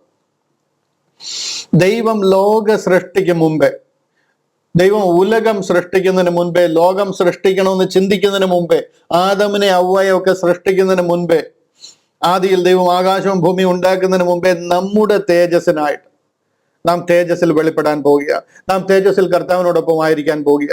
നാം തേജസ്സിന്റെ ലെയറായിട്ട് നമ്മളെ അണിയിച്ച് നാം നിത്യം നിത്യം നിത്യം തേജസ്സിൽ കർത്താവിനോടൊപ്പം ആയിരിക്കാൻ പോവുക. ആ നമ്മുടെ തേജസ്സിനായിട്ട് മുൻ നിയമിച്ചതും, ഉലകം സ്ഥാപിക്കുന്നതിന് മുമ്പേ ദൈവം മുൻ നിയമിച്ചതും മറഞ്ഞിരുന്നതുമായ, എന്നാൽ ദൈവം മറച്ചു വെച്ചിരുന്നു. ആർക്ക് മറച്ചു വെച്ചിരുന്നു? സകല മനുഷ്യർക്കും മറച്ചു വെച്ചിരുന്നു, സകല ജീവജാലങ്ങൾക്കും സകല ജീവനുള്ള വസ്തുക്കൾക്കും മറച്ചു വെച്ചിരുന്നു, ദൂതന്മാർക്ക് മറച്ചു വെച്ചിരുന്നു. ഗബ്രിയേലിന് അറിയത്തില്ല, മിഖായേലിന് അറിയത്തില്ല, ലൂസിഫറിന് അറിയത്തില്ല, ഒരുത്തർക്കും അറിയത്തില്ല. ദൈവത്തിന് മാത്രം മറഞ്ഞിരുന്നതുമായ ദൈവത്തിന്റെ ജ്ഞാനം, അത് ദൈവിക പദ്ധതിയാണ്. അതാണ് മർമ്മമായിട്ട് ഞങ്ങൾ പ്രസ്താവിക്കുന്നത്. ഇതിനെയാണ് മിസ്റ്ററി റെവലേഷൻ എന്ന് പറയുന്നത്. But we speak the wisdom of God in a mystery, even the hidden wisdom which God ordained before the world unto our glory. നമ്മുടെ തേജസ്സിനായിട്ട് ദൈവം മറച്ചു വെച്ചിരുന്നതാണ്. ഇത് അറിഞ്ഞിരുന്നുവെങ്കിൽ എന്ത് സംഭവിച്ചേനെ? അടുത്ത വാക്യത്തിൽ പറയുക, അത് ലോകത്തിന്റെ പ്രഭുക്കന്മാർ ആരും അറിഞ്ഞില്ല. അറിഞ്ഞിരുന്നു എങ്കിൽ അവർ തേജസ്സിന്റെ കർത്താവിനെ ക്രൂശിക്കയില്ലായിരുന്നു. മണിക്കൂറുകൾ ഇവിടെ നിന്ന് അൺപാക്ക് ചെയ്യേണ്ടുന്ന ഒരു വിഷയമായത്. അറിഞ്ഞിരുന്നു എങ്കിൽ അവർ തേജസ്സിന്റെ കർത്താവിനെ ക്രൂശിക്കയില്ലായിരുന്നു. ആരാണ് ഈ ലോകത്തിന്റെ പ്രഭുക്കന്മാർ? അതാരാണ്? ലോകത്തിലെ ഓരോ ഭാഗങ്ങൾക്കും ഓരോന്നിനെയും ഭരിക്കുവാനായിട്ട് സാത്താൻ അവന്റെ ഏജൻസിനെ ആക്കി വെച്ചിട്ടുണ്ട്. നമുക്കറിയാം, തിരുവചനം പഠിക്കുമ്പോൾ പലയിടത്തും നമുക്ക് കാണാം യവന പ്രഭു, പാഴ്സി പ്രഭു, സോരിന്റെ പ്രഭു, സീതോന്റെ പ്രഭു, ഓരോ പ്രഭുക്കന്മാരെ ആ ദേശത്തിന് വേണ്ടി ആക്കി വെച്ചിട്ടുണ്ട്. ഇതെല്ലാം ഡിമോണിക് പവേഴ്സാണ്, സാത്താന്യ ശക്തികളാണ്. അതിനെ ലോകത്തിന്റെ പ്രഭുക്കന്മാർ ഇവരാരും തന്നെ ഇത് അറിഞ്ഞിരുന്നില്ല. നിങ്ങൾ വിചാരിക്കുന്നുണ്ടോ സാത്താൻ കർത്താവിനെ പരീക്ഷിക്കുവാനായിട്ട് പല തരത്തിൽ നോക്കി? കൊച്ചിലെ 2 വയസ്സിന് താഴെയുള്ളപ്പോഴെ കൊന്നു കളയുവാനായിട്ട് 2 വയസ്സിന് താഴെയുള്ള എല്ലാവരെയും കൊന്നുകളയുവാൻ, കുഞ്ഞുങ്ങളെ കൊന്നുകളയുവാൻ അവിടെ ഓർഡർ കൽപ്പിക്കുക. റാമായിൽ വലിയൊരു കരച്ചിൽ ഞാൻ കേട്ടു. ഹല്ലേലൂയ. 2 വയസ്സിന് താഴെ വെച്ച് കൊന്നുകളയാൻ ശ്രമിച്ചത്. അതിനുശേഷം പല പ്രാവശ്യം സാത്താൻ പദ്ധതിയിട്ടു. ബോട്ടിനടിയിൽ വെള്ളത്തിൽ അടിത്തട്ടിലിരിക്കുമ്പോൾ തന്നെ വെള്ളത്തിൽ മുങ്ങിക്കളയുവാനായിട്ട്, കാറ്റും കടലും കോളുമായിട്ട് വെള്ളത്തിൽ മുങ്ങിക്കൊല്ലുവാനായിട്ട്, പലതരത്തിൽ വലിയ ഒരു മന്ദിരത്തിന്റെ മുകളിൽ നിന്ന് ചാടുവാനായിട്ട് പല നിലയിൽ സാത്താൻ അറ്റംപ്റ്റ് ചെയ്തിട്ട് ഒന്നും ജയിക്കാതെ പോയി കഴിഞ്ഞപ്പോഴത്തേന് അവൻ അല്പനേരത്തേക്ക് വിട്ടേച്ചു പോയി എന്ന് എഴുതിയേക്കുന്നത്. അല്പനേരത്തേക്ക് വിട്ടേച്ചു പോയത് ഞാനങ്ങ് തോറ്റുപോയി എന്ന് പറഞ്ഞ് തുന്നം പാടി അവന് അടിയറവ് പറഞ്ഞിട്ട് പോയതൊന്നുമല്ല. ക്രൂശിൽ തറച്ച് കൊല്ലാനുള്ള വലിയ പദ്ധതി പ്ലാൻ ചെയ്യാനാണ് അല്പനേരം വിട്ടേച്ചു പോയി എന്ന് പറയുന്നത്. എന്നാൽ ആ ക്രൂശിലൂടെ വിശ്വസിക്കുന്ന ഏവനും രക്ഷ ലഭിക്കാൻ പോകുന്നു. സാത്താൻ എന്തിനെതിരായിട്ട് പ്രവർത്തിക്കുന്നു, അത് ആ ക്രൂശിലെ വിശ്വാസത്താൽ സകല മനുഷ്യർക്കും ലഭിക്കാൻ പോകുന്നു എന്ന് സാത്താൻ അതിനെക്കുറിച്ച് ഒരു ശകലമെങ്കിലും ഒരറിവ് ലഭിച്ചിരുന്നുവെങ്കിൽ അവൻ ആ ക്രൂശ് നടക്കുവാൻ അവൻ സമ്മതിക്കത്തില്ലായിരുന്നു. ആ ക്രൂശാണ് ഇന്ന് ഉലകത്തിൽ ആദം മുതൽ വെള്ള സിംഹാസനം വരെയുള്ള സകല മാനവരാശിയുടെയും രക്ഷാ കേന്ദ്രം, പിവറ്റൽ പോയിന്റ് ക്രൂശാണ്. ആ ക്രൂശ് നടന്നില്ല എന്നുണ്ടെങ്കിൽ ദൈവിക പദ്ധതികൾ നടക്കാതെ പോയേനെ. ഞാൻ പറയുന്നതല്ല, തിരുവചനം പറയുക. നിങ്ങളുടെ മുന്നിൽ ഞാൻ പ്രൊജക്റ്റ് ചെയ്യുക. അവിടെ പറയുകയാണ്, അറിഞ്ഞിരുന്നുവെങ്കിൽ അവർ തേജസ്സിന്റെ കർത്താവിനെ ക്രൂശിക്കയില്ലായിരുന്നു. ആ ക്രൂശ് നടന്നില്ലായിരുന്നുണ്ടെങ്കിൽ എന്റെയും നിങ്ങളുടെയും വീണ്ടെടുപ്പ് നടക്കത്തില്ല. ആദം മുതൽ വെള്ള സിംഹാസനം വരെയുള്ള മാനവരാശി പാപത്തിൽ തുടർന്നതിനെയും അവർ പാപത്തിന്റെ ഫലമായിട്ട് മരണം എന്ന അന്ധകാരത്തിലേക്ക്, എറ്റേണൽ ലേക്ക് ഓഫ് ഫയറിലേക്ക് പോകേണ്ടതായിട്ട് വന്നേനെ. അറിഞ്ഞിരുന്നുവെങ്കിൽ. ഹല്ലേലൂയ. ഇവിടാണ് പോൾ പറയുന്നത്, ദൈവം ലോക സൃഷ്ടിക്ക് മുമ്പേ നമ്മുടെ തേജസ്സിനായിട്ട് മുൻനിയമിച്ചത് മറച്ചു വെച്ചിരുന്നു. ഡെലിബറേറ്റ്ലി, പർപ്പസ്ലി ദൈവം മറച്ചു വെച്ചിരുന്നു. എന്തുകൊണ്ടാ? അത് സാത്താൻ അറിയരുത്. സാത്താൻ അറിയാൻ ഒരു ചാൻസും ഇല്ലായിരുന്നോ? തിരുവചനം പരതിയാൽ അവന് അതിനെക്കുറിച്ച് ചില ഹിന്റുകൾ ലഭിക്കുമെന്നുണ്ടെങ്കിലും ആ വിഷയത്തിൽ ഒരു ക്ലാരിറ്റി ലഭിച്ചിരുന്നില്ല. കർത്താവ് എന്തിന് ലോകത്തിൽ വന്നു എന്നുള്ളതിനെ കുറിച്ച് അവനൊരു ക്ലാരിറ്റി ഇല്ലായിരുന്നു. കർത്താവാണ് വന്നിരിക്കുന്നതെന്ന് അറിയാം, എന്തോ കാര്യങ്ങൾ ഉണ്ടെന്നുള്ളതും അറിയാം. പക്ഷെ എന്തിന്, എങ്ങനെ കാര്യങ്ങൾ കർത്താവ് ഉലകത്തെയും നഷ്ടപ്പെട്ടു പോയ ഭൂമിയെയും സ്വർഗത്തെയും വീണ്ടെടുക്കും, അവന്റെ രക്തത്തിൽ കൂടി ഒരു മറുവില യാഗത്തിൽ കൂടി അതിന് പിതാവിന്റെ സന്നിധിയിൽ ഒരു മറുവില വെച്ച് ആടുകളുടെയും കാളക്കുറ്റന്മാരുടെയും രക്തത്താലല്ല, തന്റെ സ്വന്തം രക്തം അതിന് മറുവിലയായി കൊടുത്ത വിശുദ്ധ മന്ദിരത്തിൽ പ്രവേശിച്ച് എന്നേക്കുമുള്ളൊരു വീണ്ടെടുപ്പ് സാധിപ്പിക്കും എന്ന് സാത്താൻ അറിയത്തില്ലായിരുന്നു. അറിഞ്ഞിരുന്നു എങ്കിൽ അവർ ഈ തേജസ്സിന്റെ കർത്താവിനെ ക്രൂശിക്കയില്ലായിരുന്നു. അത് ദൈവം ലോക സൃഷ്ടിക്ക് മുൻപേ നമ്മുടെ തേജസ്സിനായി മുൻ നിയമിച്ചത് മറഞ്ഞിരുന്നതുമായ ദൈവത്തിന്റെ ജ്ഞാനം അത്രേ ഞങ്ങൾ മർമ്മമായി പ്രസ്താവിക്കുന്നു. അത് ഈ ലോകത്തിന്റെ പ്രഭുക്കന്മാർ ആരും അറിഞ്ഞില്ല. അറിഞ്ഞിരുന്നു എങ്കിൽ അവർ തേജസ്സിന്റെ കർത്താവിനെ ക്രൂശിക്കയില്ലായിരുന്നു. നമ്മുടെ വിഷയത്തിൽ നിന്ന് മാറിപ്പോകല്ല. നമ്മുടെ വിഷയം ഇവിടുത്തെ ഗ്രൂപ്പിസമാണ്. പോൾ അഡ്രസ്സ് ചെയ്തുകൊണ്ടിരിക്കുന്ന ഇവിടുത്തെ ഗ്രൂപ്പും ഇവിടുത്തെ ജ്ഞാനികളെയും ഇവിടുത്തെ ജ്ഞാനത്തെയുമാണ്. അടുത്ത വാക്യം നോക്കൂ. ദൈവം തന്നെ സ്നേഹിക്കുന്നവർക്ക് ഒരുക്കിയിട്ടുള്ളത് ഒരു കണ്ണ് കണ്ടിട്ടില്ല, ഒരു ചെവി കേട്ടിട്ടില്ല, ഒരു മനുഷ്യന്റെ ഹൃദയത്തിൽ തോന്നിയിട്ടുമില്ല എന്ന് എഴുതിയിരിക്കുന്ന പോലെ തന്നെ ഇന്ന് ക്രിസ്ത്യാനി ഇത് എന്തിനു വേണ്ടി എഴുതിയിരിക്കുന്നു? 1000 ക്രിസ്ത്യാനി എടുത്താൽ ഒരുത്തർക്ക് പോലും ഇതിന്റെ പർപ്പസ് എന്തുവാണെന്ന് അറിയത്തില്ല. നമ്മള് പിള്ളേർക്ക് എന്തെങ്കിലും ജോലി ലഭിക്കുകയോ വീട്ടിൽ എന്തെങ്കിലും അനുഗ്രഹങ്ങൾ ലഭിക്കുകയോ ഒക്കെ ചെയ്യുമ്പോഴത്തേന് നമ്മൾ പ്രാർത്ഥിക്കുമ്പോൾ പറയുന്ന ഒരു വാക്കാണ്, ഉച്ചരിക്കുന്ന ഒരു വാക്കാണ്, ദൈവം തന്നെ സ്നേഹിക്കുന്നവർക്ക് ഒരുക്കിയിട്ടുള്ളത്. ഉപ്പേരിയൊക്കെ വറുത്ത് കൊടുത്ത് പാക്ക് ചെയ്ത് കയ്യിൽ പൊതിഞ്ഞ് കെട്ടി കൊടുത്തിട്ട് എന്നോടുള്ള നിൻ സർവ നന്മകൾക്കായ പാട്ടുമൊക്കെ പാടി പ്രാർത്ഥനയ്ക്കിടയിൽ ഈ വാക്യമൊക്കെ വായിച്ച് നമ്മൾ യാത്ര അയക്കാറുണ്ട്. ഇതിന്റെ മർമ്മം എന്താണെന്നറിയാമോ? ഈ പറഞ്ഞിരിക്കുന്നത് എന്താണെന്നറിയാമോ? ദൈവം തന്നെ സ്നേഹിക്കുന്നവർക്ക്, ഇന്ന് ഞാനും നിങ്ങളും കർത്താവിനെ സ്നേഹിക്കുന്നുണ്ട്. ഈ ഒരു ആഴമായ സ്നേഹത്തിൽ കർത്താവിനോടൊപ്പം നമുക്ക് വേണ്ടി ഒരുക്കിയിട്ടുള്ളത് ഒരു കണ്ണ് കണ്ടിട്ടില്ല, ഒരു ചെവി കേട്ടിട്ടില്ല, ഒരു മനുഷ്യന്റെയും ഹൃദയത്തിൽ തോന്നിയിട്ടുമില്ല. ഇത്ര വലിയൊരു രക്ഷ, ഇത്ര വലിയൊരു തേജസ്സിന്റെ അനുഭവത്തിലേക്ക് നമ്മളെ ചേർക്കുവാൻ കർത്താവ് ഒരുക്കിയിരുന്ന ആ ദൈവിക പദ്ധതി ഒരു കണ്ണ് കണ്ടിട്ടില്ല, ഒരു മനുഷ്യന്റെ ഹൃദയത്തിൽ തോന്നിയിട്ടില്ല, ഒരു അപ്പോസ്തലനും ഇത് അറിയത്തില്ല, ഒരു പ്രവാചകനും ഇത് പ്രവചിച്ചിട്ടില്ല, ഒരു പിതാക്കന്മാർക്കും ഇത് വെളിപ്പെട്ടിട്ടില്ല, ഒരു പഴയ നിയമത്തിലും ഇത് എഴുതിയിട്ടില്ല, ഒരു പുതിയ നിയമത്തിലും ഇത് എഴുതിയിട്ടില്ല. ഇത് എഴുതിയിരിക്കുന്ന ഒരേ ഒരാളാണ്, അത് അപ്പോസ്തലനായ പൗലോസാണ്.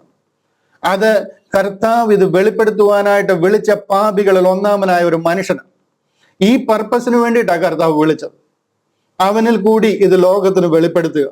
ഇവിടുത്തെ ഒരു ജ്ഞാനിക്കും ഇത് വെളിപ്പെട്ടിട്ടില്ല, ഇവിടുത്തെ ഒരു പാരമ്പര്യത്തിനും ഇത് വെളിപ്പെട്ടിട്ടില്ല. നിങ്ങൾ പഴയ നിയമത്തിലുണ്ടെങ്കിൽ ഇതിനെക്കുറിച്ച് ഒരു പ്രതിപാദ്യവും പഴയ നിയമത്തിൽ നിങ്ങൾക്ക് കിട്ടത്തില്ല. അതാണ് ഈ പറയുന്നത്. ദൈവം തന്നെ സ്നേഹിക്കുന്നവർക്ക് ഒരുക്കിയിട്ടുള്ളത് ഒരു കണ്ണ് കണ്ടിട്ടില്ല, ഒരു ചെവി കേട്ടിട്ടില്ല, ഒരു ഹൃദയത്തിൽ പോലും തോന്നിയിട്ടില്ല. അതിന്ന് നമുക്ക് ലഭിച്ചിരിക്കുക. പണ്ട് ഇതിന് നമുക്ക് യോഗ്യതയില്ലായിരുന്നു, ഇതിനോട് അടുക്കാൻ കഴിയത്തില്ലായിരുന്നു. മുമ്പേ ദൂരസ്ഥരായിരുന്നു നിങ്ങൾ, ഇപ്പോൾ ക്രിസ്തു യേശുവിൽ ക്രിസ്തുവിന്റെ രക്തത്താൽ സമീപസ്ഥരായി തീർന്നിരിക്കുക. ഈ ഒരു വലിയ പദ്ധതി ദൈവം നമുക്ക് വേണ്ടി ഒരുക്കിയിരിക്കുകയാണ് എന്ന് പോൾ അവരോട് പറയുക. 10ാമത്തെ വാക്യം, നമുക്ക് ദൈവം തന്റെ ആത്മാവിനാൽ വെളിപ്പെടുത്തിയിരിക്കുന്നു. ശ്രദ്ധിക്കുന്നുണ്ടോ നിങ്ങൾ? ഈ വാക്യം നിങ്ങളുടെ ഹൃദയത്തിൽ അങ്ങനെ എഴുതി എഴുതി പോണം. ഭയങ്കര ഇമ്പോർട്ടന്റ് കാര്യമാണ് പോൾ ഈ പറയുന്നത്. നമുക്ക് തന്റെ ആത്മാവിനാൽ, അതെന്താ? പരിശുദ്ധ ആത്മാവിനാൽ വെളിപ്പെടുത്തിയിരിക്കുന്നു. അതെങ്ങനെ? ആത്മാവ് സകലത്തെയും ദൈവത്തിന്റെ ആഴങ്ങളെയും ആരായുന്നു. പരിശുദ്ധ ആത്മാവാൻ ദൈവത്തിന് ഇത് മുഴുവനും അറിയാൻ. കാര്യം ദൈവം തൃത്വത്തിൽ മൂന്നാമന്. നമുക്ക് ദൈവം തന്റെ ആത്മാവിനാൽ, ദൈവത്തിന്റെ ആത്മാവ് നമ്മുടെ ആത്മാവിന്റെ മേലേക്ക് വന്നിരിക്കുക. നാം ദൈവത്തിൽ ആഴമായി വിശ്വസിച്ചു കഴിയുമ്പോൾ, കാൽവറി ക്രൂശിലൂടെ കർത്താവ് നമ്മളെ വീണ്ടെടുത്തു വന്ന് സമർപ്പിച്ച് നാം അതിൽ വിശ്വസിച്ചു കഴിയുമ്പോൾ ദൈവത്തിന്റെ ആത്മാവ് നമ്മുടെ ആത്മാവിലേക്ക് വന്നിരിക്കുക. ആ ദൈവത്തിന്റെ ആത്മാവ് ഇത് നമുക്ക് വെളിപ്പെടുത്തി തരിക. നമുക്ക് ദൈവം തന്റെ ആത്മാവിനാൽ വെളിപ്പെടുത്തി തന്നിരിക്കുന്നു. ആത്മാവ് സകലത്തെയും ദൈവത്തിന്റെ ആഴങ്ങളെയും ആരായുന്നു. ദൈവാത്മാവാണ്, അതിന് സകലവും അറിയാം. മനുഷ്യനിലുള്ളത് അവനിലെ മനുഷ്യാത്മാവല്ലാതെ മനുഷ്യരിൽ ആരറിയും? നമ്മുടെ കാര്യങ്ങൾ നമ്മുടെ ആത്മാവിനല്ലാതെ വേറെ ആർക്കും അറിയാവുന്നേ? നമ്മുടെ ഭാര്യയ്ക്ക് അറിയാമോ? നമ്മുടെ ഭർത്താവിന് അറിയാമോ? നമ്മുടെ പിള്ളേർക്ക് അറിയാമോ? നമ്മുടെ പള്ളിയിൽ അച്ഛൻ അറിയാമോ? നമ്മുടെ അയൽവക്കക്കാർക്ക് അറിയാമോ? ബെസ്റ്റ് ഫ്രണ്ടിന് അറിയാമോ? ആർക്കറിയാം നമ്മുടെ ഉള്ളിലുള്ള കാര്യങ്ങൾ? നമ്മുടെ ആത്മാവിനെ അറിയാവുന്നേ. നമ്മുടെ ആത്മാവിനേക്കാൾ നമ്മുടെ കാര്യങ്ങൾ അറിയാവുന്ന വേറെ ഒരുത്തരുമില്ല. മനുഷ്യനിലുള്ളത് അവനിലെ മനുഷ്യാത്മാവല്ലാതെ മനുഷ്യരിൽ ആരറിയും? അവണ്ണം തന്നെ ദൈവത്തിലുള്ളത് ദൈവാത്മാവല്ലാതെ ആരും ഗ്രഹിച്ചിട്ടില്ല. ദൈവിക പദ്ധതിയാണ് അത്. ദൈവത്തിന്റെ ആത്മാവല്ലാതെ വേറെ ആർക്കും അറിയത്തില്ല. മനുഷ്യന്റെ കാര്യങ്ങൾ മനുഷ്യന്റെ ആത്മാവിന് അറിയാവുന്ന പോലെ ദൈവത്തിന്റെ കാര്യങ്ങൾ ദൈവത്തിന്റെ ആത്മാവിനെ അറിയാവുന്നേ. അടുത്ത വാക്യം, നാമോ ലോകത്തിന്റെ ആത്മാവിനെ അല്ല, ദൈവം നമുക്ക് നൽകിയത് അറിവിനായി ദൈവത്തിൽ നിന്നുള്ള ആത്മാവിനെ അത്രേ പ്രാപിച്ചത്. കണ്ടോ ദൈവത്തിന്റെ ആത്മാവ് നമ്മുടെ ഉള്ളിൽ വന്നിരിക്കുന്നതിന്റെ കാര്യം പറയുന്നത് കണ്ടോ? ഇതാ പറയുന്നത്, for by one spirit are we all baptized into one body. ഒരേ ആത്മാവിനാൽ നമ്മെ സ്നാനം കഴിപ്പിച്ച് ആ ബോഡി ഓഫ് ക്രൈസ്റ്റിന്റെ ഭാഗമായി തീർത്തിരിക്കുക. നാം യേശു ക്രിസ്തുവിനോട് ചേരുവാൻ സ്നാനമേറ്റിരിക്കുന്ന നാം എല്ലാവരും ക്രിസ്തുവിനെ ധരിച്ചിരിക്കുക. അതായത് കർത്താവിന്റെ ആത്മാവ് നമ്മുടെ ഉള്ളിലേക്ക് വന്ന് നമ്മുടെ ആത്മാവിന്റെ മേലേക്ക് ധരിച്ചിരിക്കുക. നമ്മുടെ ആത്മാവിന്റെ പുറത്ത് അത് പുറംചട്ട പോലെ നമ്മുടെ ആത്മാവിന്റെ മേലേക്ക് അത് വന്നിരിക്കുക. ദൈവത്തിന്റെ ആത്മാവ് ഇല്ലാത്തവൻ ദൈവത്തിനുള്ളവനല്ല. യേശു ക്രിസ്തുവിനെ മരിച്ചവരിൽ നിന്ന് ഉയർപ്പിച്ചവന്റെ ആത്മാവ് നമ്മുടെ ഉള്ളിൽ വസിക്കുന്നു എങ്കിൽ നമ്മുടെ ഉള്ളിൽ വസിക്കുന്ന അതേ ആത്മാവ് കൊണ്ട് നമ്മുടെ ഈ മർത്യ ശരീരങ്ങളെയും ജീവിപ്പിക്കും. നമ്മുടെ ഈ ലോകത്തിൽ ജീവിക്കാനുള്ള ഈ മരണകാരണമായ ഈ ശരീരത്തെ പുനരുജ്ജീവിപ്പിക്കാൻ, ജീവനും ചൈതന്യവും ഉള്ളതാക്കി മാറ്റാൻ നമ്മുടെ ഉള്ളിലേക്ക് വന്നിരിക്കുന്ന ആത്മാവിന് കഴിയും എന്ന് പറയുക. ആ ആത്മാവ്, നാം ലോകത്തിന്റെ ആത്മാവിനെ അല്ല പ്രാപിച്ചത്. ഇവിടുത്തെ ഒത്തിരി ദുഷ്ടാത്മാക്കൾ, ദുരാത്മാക്കളുണ്ട്, സാത്താന്യ ആത്മാക്കളുണ്ട്. നമ്മൾ അതിനെ അല്ല പ്രാപിച്ചത്. ദൈവം നമുക്ക് നൽകിയത് അറിവിനായി ദൈവത്തിൽ നിന്നുള്ള ആത്മാവിനെ അത്രേ പ്രാപിച്ചത്. ആ ദൈവത്തിന്റെ ആത്മാവ് നമ്മുടെ ആത്മാവിലേക്ക് വന്നിരിക്കുന്നതുകൊണ്ടാണ് ദൈവിക പദ്ധതികളും ദൈവിക കാര്യങ്ങളും നമ്മുടെ ആത്മാവിലൂടെ നമുക്ക് മനസ്സിലായിരിക്കുന്നത്. അത് ഞങ്ങൾ മനുഷ്യജ്ഞാനം ഉപദേശിക്കുന്ന വചനങ്ങളാലല്ല, മനുഷ്യന്റെ ജ്ഞാനമോ ഇവിടുത്തെ ഇന്റലക്ച്വൽ നോളജുകളോ ഉപദേശിച്ചല്ല അത് ഞങ്ങൾ പറയുന്നത്. ആത്മാവ് ഉപദേശിക്കുന്ന വചനങ്ങളാൽ തന്നെ പ്രസ്താവിച്ചുകൊണ്ട് ആത്മീകന്മാർക്ക് ആത്മീകമായത് തെളിയിക്കുന്നു. ജഡികന്മാർക്ക് ഇത് മനസ്സിലാകത്തില്ല. ഞാൻ ഈ പറയുന്ന ക്ലാസ്സുകളൊന്നും ഒരുമാതിരിപ്പെട്ടവർ കേട്ട് കഴിഞ്ഞാൽ കുറച്ചു നേരം കഴിയുമ്പോഴത്തേന് ഇതൊന്നും മനസ്സിലാകുന്നില്ല എന്ന് പറഞ്ഞ് വിട്ടേച്ചു. എന്തൊക്കെയോ ആത്മാവിന്റെയൊക്കെ കാര്യം പറയുന്നു, പുള്ളി എന്തോ ഒരു ആത്മജീവിയാണെന്ന് തോന്നുന്നു എന്നൊക്കെ പറഞ്ഞ് നമ്മളെ കളിയാക്കിയിട്ട് പോക്കളെ. ഇത് അവർക്ക് പിടികിട്ടത്തില്ല. ആത്മാവ് ഉപദേശിക്കുന്ന വചനങ്ങളാൽ തന്നെ പ്രസ്താവിച്ചുകൊണ്ട് ആത്മീകന്മാർക്ക് ആത്മീകമായത് തെളിയിക്കുന്നു. ഇവിടെ ഈ പറഞ്ഞു വരുന്നത് ഇത് ദൈവത്തിന്റെ പദ്ധതിയായിരുന്നു. ആ ദൈവാത്മാവ് നമ്മുടെ ഉള്ളിൽ വന്നിരിക്കുന്നത് കൊണ്ട് ആ ദൈവാത്മാവിനാൽ ഇത് നമുക്ക് വെളിപ്പെടുത്തി തന്നിരിക്കുക. അതുകൊണ്ടാണ് ഇപ്പോഴും ഇത്രയും 10-60 പേര് ഈ സൂമിൽ കൂടി ഈ മീറ്റിംഗ് അറ്റൻഡ് ചെയ്യുവാനായിട്ട് ഈ കാര്യങ്ങൾ പഠിക്കാനുള്ള ആഗ്രഹത്തോട് ആവലോട് അതിനെ ശ്രദ്ധിച്ച് കേട്ടുകൊണ്ടിരിക്കുന്നത്. ഹല്ലേലൂയ. 14-ാമത്തെ വാക്യം. എന്നാൽ പ്രാകൃത മനുഷ്യൻ, അത് ഈ ലോകത്തിലുള്ള മനുഷ്യനാണ്, പ്രകൃതിയാലുള്ള മനുഷ്യൻ ദൈവാത്മാവിന്റെ ഉപദേശം കൈക്കൊള്ളുന്നില്ല. അവന് ഇതൊന്നും പിടികിട്ടത്തില്ല, അവൻ ഇതൊന്നും കൈക്കൊള്ളത്തുമില്ല. അത് അവന് ഭോഷത്വമാകും. അതുകൊണ്ട് അവർ പറയുന്നത് ഇത് ഭോഷത്വമാണ്. യേശു ക്രിസ്തു, ക്രൂശിക്കപ്പെട്ടവനായ ക്രിസ്തു, അതിൽ കൂടെ എന്തെങ്കിലും രക്ഷാ പദ്ധതി തുറക്കുന്നോ? അവനത് ഭോഷത്വമാണ്. നിങ്ങൾ മണ്ടന്മാരാന്നാ പറയും. നിങ്ങൾക്ക് തലയ്ക്ക് വട്ടാന്ന് പറയും. കാര്യം അവന് ഇത് പിടികിട്ടത്തില്ല. ദൈവത്തിന്റെ ആത്മാവ്, മനുഷ്യൻ ദൈവാത്മാവിന്റെ ഉപദേശം കൈക്കൊള്ളുന്നില്ല. പ്രാകൃത മനുഷ്യൻ എന്ന് പറഞ്ഞു കഴിഞ്ഞാൽ പല്ല് തേക്കാതെ കുളിക്കാതെ നടക്കുന്ന മനുഷ്യൻ എന്നല്ല, പ്രകൃതിയുള്ള മനുഷ്യൻ, ഈ ലോകത്തിലെ സാധാരണക്കാരൻ, ജഡീക മനുഷ്യൻ ദൈവാത്മാവിന്റെ ഉപദേശം കൈക്കൊള്ളുന്നില്ല. അത് അവന് ഭോഷത്വമാകുന്നു. ആത്മീകമായി വിവേചിക്കേണ്ടതാകിയാൽ അത് അവന് ഗ്രഹിപ്പാൻ കഴിയുന്നതുമല്ല. ഇതിനെ വിവേചിക്കാൻ കഴിയണം. ഇന്ന് അതുകൊണ്ടാണ് കഴുത്ത് നീട്ടി വെച്ചു കൊടുക്കണമെന്നുണ്ടെങ്കിലും അതിന് തയ്യാറായിട്ട് നിൽക്കുന്നത്. കാര്യം ഇതിനപ്പുറത്തൊരു സുവിശേഷമില്ല, ഇതിനപ്പുറത്തൊരു ഗോസ്പൽ ഇല്ല. ഇതല്ലാതെ ഉലകത്തിൽ വേറൊരു സംഗതി നിങ്ങളെ വീണ്ടെടുക്കാനില്ല. This is the gospel and this is the only gospel. കർത്താവ് കാൽവറിയിലൂടെ തുറന്ന ആ രക്ഷാ പദ്ധതിയിലെ വിശ്വാസത്താൽ ഇൻസ്റ്റന്റേനിയസ്ലി നിങ്ങൾ രക്ഷിക്കപ്പെടുക. അത് നിങ്ങളുടെ കഴിവുകൊണ്ടോ നിങ്ങളുടെ മിടുക്കുകൊണ്ടോ അല്ല. കർത്താവ് നമുക്ക് വേണ്ടി ഒരുക്കിയിരുന്ന ആ രക്ഷ അത് അറിയുകയും ആത്മാർത്ഥമായിട്ട് സമർപ്പിക്കുകയും ചെയ്യുമ്പോൾ നമ്മുടെ ഉള്ളിൽ നടക്കുന്ന ആ വിശ്വാസത്തിന്റെ പരിവർത്തനം മനസ്സിലാക്കിയ പരിശുദ്ധ ആത്മാവ് നിങ്ങളെ മുദ്രയിടുക. Till the day of redemption, വീണ്ടെടുപ്പിൻ നാള് വരെ നിങ്ങളെ മുദ്രയിട്ട്, ആർക്കു വേണ്ടി മുദ്രയിട്ടോ ആ ആളിന്റെ കയ്യിൽ ഏൽപ്പിക്കുന്നത് വരെ ആ മുദ്ര ഒരുത്തർക്കും ഒന്നും ചെയ്യാൻ കഴിയത്തില്ല. Hallelujah. Praise the lord. Praise the lord. 15-ാമത്തെ വാക്യം. ആത്മീകനോ സകലത്തെയും വിവേചിക്കുന്നു, താൻ ആരാലും വിവേചിക്കപ്പെടുന്നതുമില്ല. ഹല്ലേലൂയ. അതൊക്കെ വിവേചിക്കാൻ ആത്മീകനായവന് കഴിയുന്നു. അവനെ ആരും വിവേചിക്കുന്നില്ല. ആത്മീകന് ഈ കാര്യങ്ങളൊക്കെ മനസ്സിലാക്കുവാൻ കഴിയും. കർത്താവിന്റെ മനസ്സറിഞ്ഞ് അവനെ ഗ്രഹിപ്പിക്കാവുന്നവൻ ആര്? നാമോ ക്രിസ്തുവിന്റെ മനസ്സുള്ളവരാകുന്നു. മനസ്സിലാകുന്നുണ്ടോ?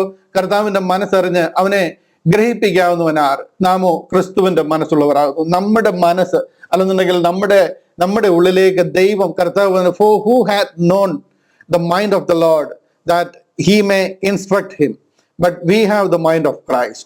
ദൈവത്തിന്റെ ആത്മാവ് നമ്മുടെ ഉള്ളിൽ വസിക്കുക.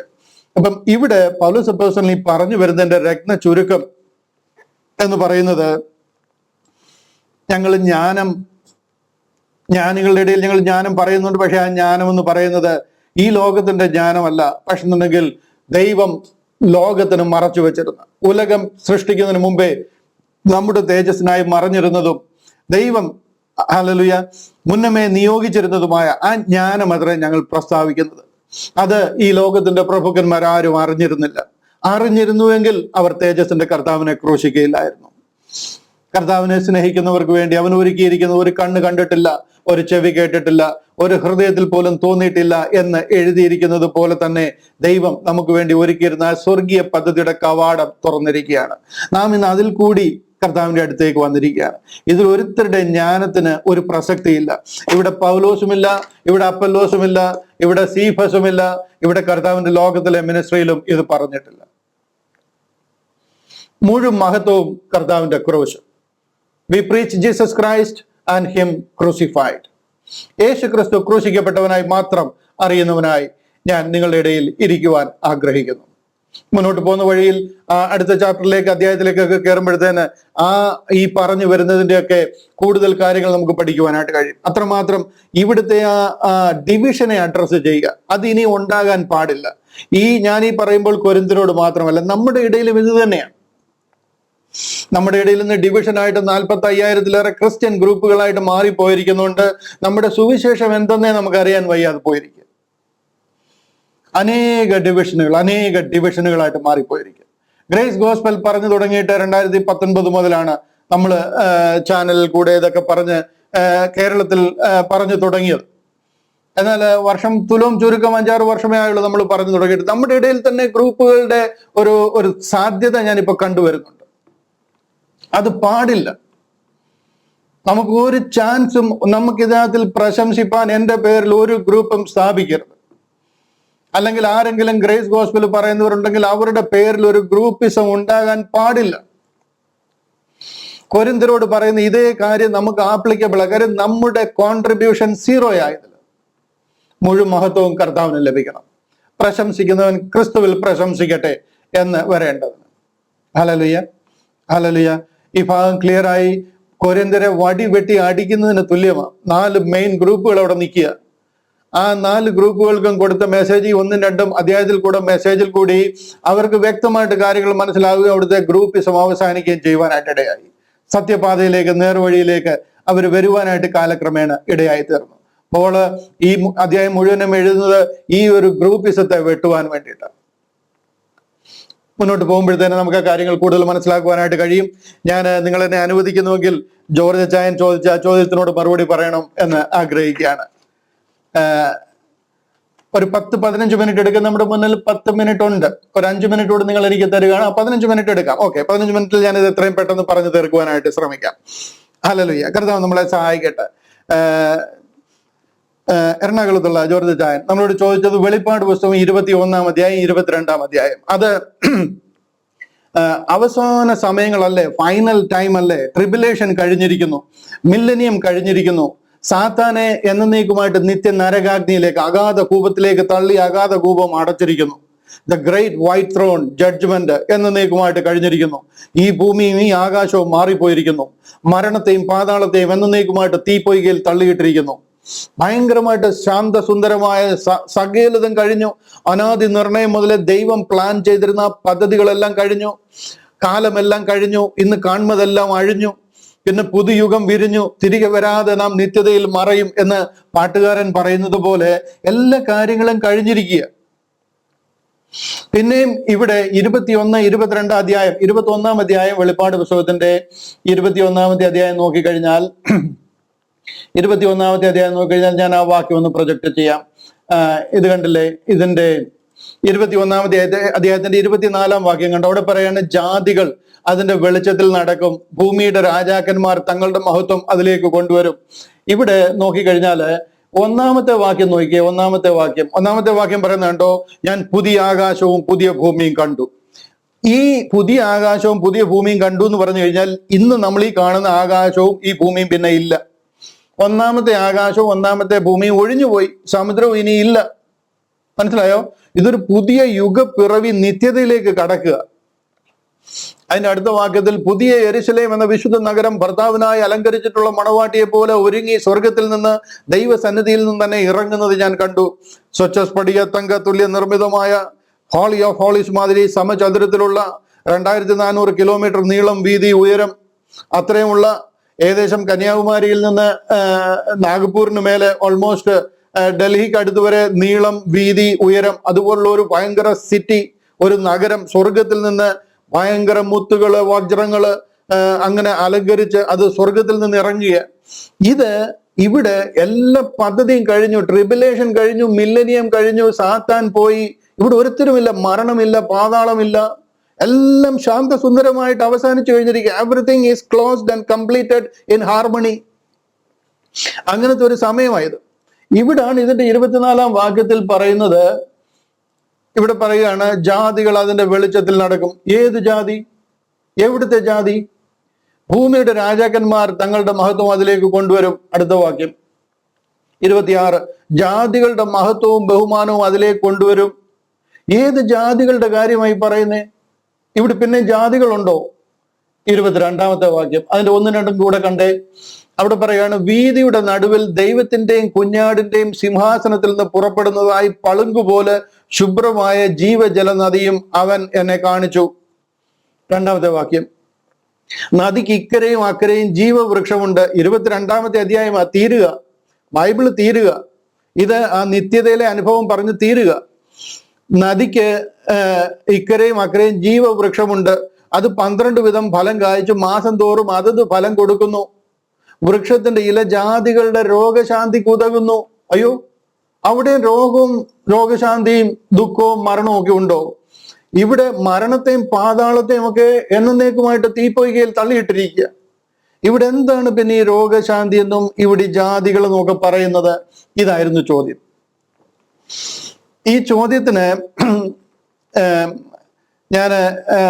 എനിക്ക് മനസ്സിലായിരിക്കുന്നതും തിരുവചനത്തിൽ നിന്ന് വെളിപ്പെട്ടിരിക്കുന്നതുമായിട്ടുള്ള മിഡാക്സ് ഡിസ്പെൻസേഷണൽ വ്യൂ, നമ്മൾ പറയുന്ന ആ ഒരു സുവിശേഷ പ്രകാരം ഇതെന്താണ് നടക്കുന്നത് എന്ന് ഞാൻ പറയാം.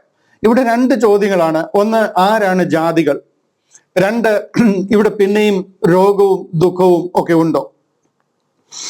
ആരാണ് ജാതികൾ എന്നുള്ള ചോദ്യത്തിന് ഞാൻ ആദ്യം മറുപടി പറയാം. ഇവര് ബോഡി ഓഫ് ക്രൈസ്റ്റുമായിട്ട് ഒരു ബന്ധവുമുള്ള ആൾക്കാരല്ല. ബോഡി ഓഫ് ക്രൈസ്റ്റ് എന്ന് പറയുന്നത് പൗലോസ് അപ്പോസ്തലനെ വിളിക്കുന്ന കാലം മുതൽ കർത്താവിന്റെ 2-ാം വരവ്, റാപ്ചർ, സഭയെ ചേർക്കുന്ന സമയം വരെയുള്ള സകല മനുഷ്യരുമാണ്. അവിടെ നിന്നും വീണ്ടെടുക്കപ്പെട്ട വിശുദ്ധന്മാരാണ് ബോഡി ഓഫ് ക്രൈസ്റ്റ് എന്ന് പറയുന്നത്. നാം സ്വർഗത്തിൽ എന്നേക്കും വസിക്കുവാനായിട്ട് സ്വർഗത്തിൽ പോയിരിക്കുക. ഇതും ബോഡി ഓഫ് ക്രൈസ്റ്റുമായിട്ട് യാതൊരു ബന്ധവുമില്ല. ആ ഇന്നത്തെ വിശുദ്ധന്മാരെയോ ബോഡി ഓഫ് ക്രൈസ്റ്റിനെ ഉദ്ദേശിച്ചല്ല ഈ കാര്യം പറയുന്നത്. പിന്നെ ആരാണെന്ന് ചോദിച്ചു കഴിഞ്ഞാൽ, ഇവിടെ 1000 ആണ്ട് വാഴ്ചയിൽ ട്രിബുലേഷൻ പീരീഡിൽ കോലാടുകളെയും ചെമ്മരിയാടുകളെയും വേർതിരിക്കുന്നത് നമുക്കറിയാം. അതിനുശേഷം ട്രിബുലേഷൻ പീരീഡിൽ കൂടി ചിലര് ഈ മില്ലിനിയം വാഴ്ചയിലേക്ക് ജാതികൾ കടക്കുവാനായിട്ട് ഇടയായി തീരും.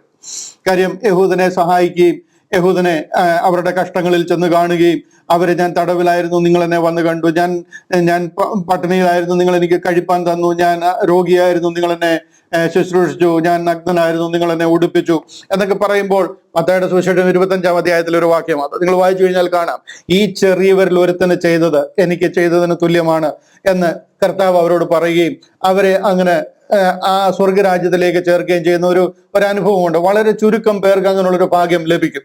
അങ്ങനെ ചില ജാതികൾ ഈ സ്വർഗരാജ്യം മില്ലനിയം 1000 ആണ്ട് വാഴ്ചയിലേക്ക് കടക്കുവാനായിട്ട് ഇടയായി തീരും. അവിടെ സ്വർഗ തുല്യമായ വാഴ്ചയാണ്. അവര് പെരുകി അവരുടെ സന്താനങ്ങൾ ഒത്തിരി ഉണ്ടാകുവാനായിട്ട് ഇടയാകും. ആ കാലഘട്ടത്തിൽ അവരാണ് യെഹൂദന്റെ വസ്ത്രാഗ്രം പിടിച്ചുകൊണ്ട് നിങ്ങളുടെ ദൈവമാണ് ജീവനുള്ള ദൈവം ഞങ്ങൾ മനസ്സിലാക്കുന്നു എന്നൊക്കെ പറഞ്ഞ് അനേകർ അവന്റെ രാജ്യത്തേക്ക് ചെല്ലുമെന്നും അവന്റെ യെരൂശലേമിലേക്ക് ചെല്ലുമെന്നും ഒക്കെ പറയുന്ന അനേക പ്രവചന വാക്യങ്ങൾ യാഥാർത്ഥ്യമാകുന്ന അവിടെയാണ്. അവിടെ എന്താ പറയുന്നത്, ജാതികൾ സമ്പൽ സമൃദ്ധി അനുഭവിക്കും. റോമാലേഖനം 11-ാം അധ്യായത്തിന്റെ 12-ാം വാക്യത്തിലൊക്കെ പറയുന്നുണ്ടല്ലോ, അവരുടെ വീഴ്ച ജാതികൾക്ക് സമ്പത്ത് വരുവാൻ കാരണമായി എങ്കിൽ അവരുടെ അനുഗ്രഹം അവ എത്രമാത്രം, ഞാനൊന്ന് കാണിക്കാം. റോമാലേഖനം നമ്മൾ പഠിച്ചതാണ്.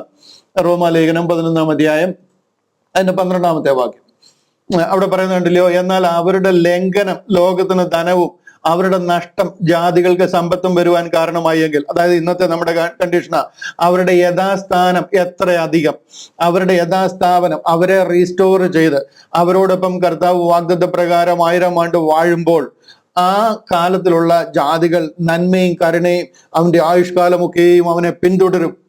ഏറ്റവും അനുഗ്രഹിക്കപ്പെട്ട ഒരു അവസ്ഥയിലേക്ക് അവര് മാറുവാനായിട്ട് ഇടയായിത്തീരും.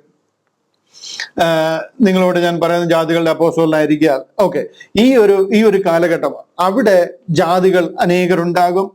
അതിനുശേഷം ആ കാലഘട്ടത്തിൽ ഉണ്ടാകുന്ന ആ ജാതികൾ, അതായത് saved Gentiles in Millennium rain, 1000 ആണ്ട് വാഴ്ചയിലുള്ള ആ ജെന്റൈൽസ്, അവരുടെ തലമുറ ഭൂമിയിൽ നിറയും. റിഡീംഡ് ജെന്റൈൽസ്, അതിനുശേഷം അവര് നിത്യതയിലേക്ക് പ്രവേശിക്കുക.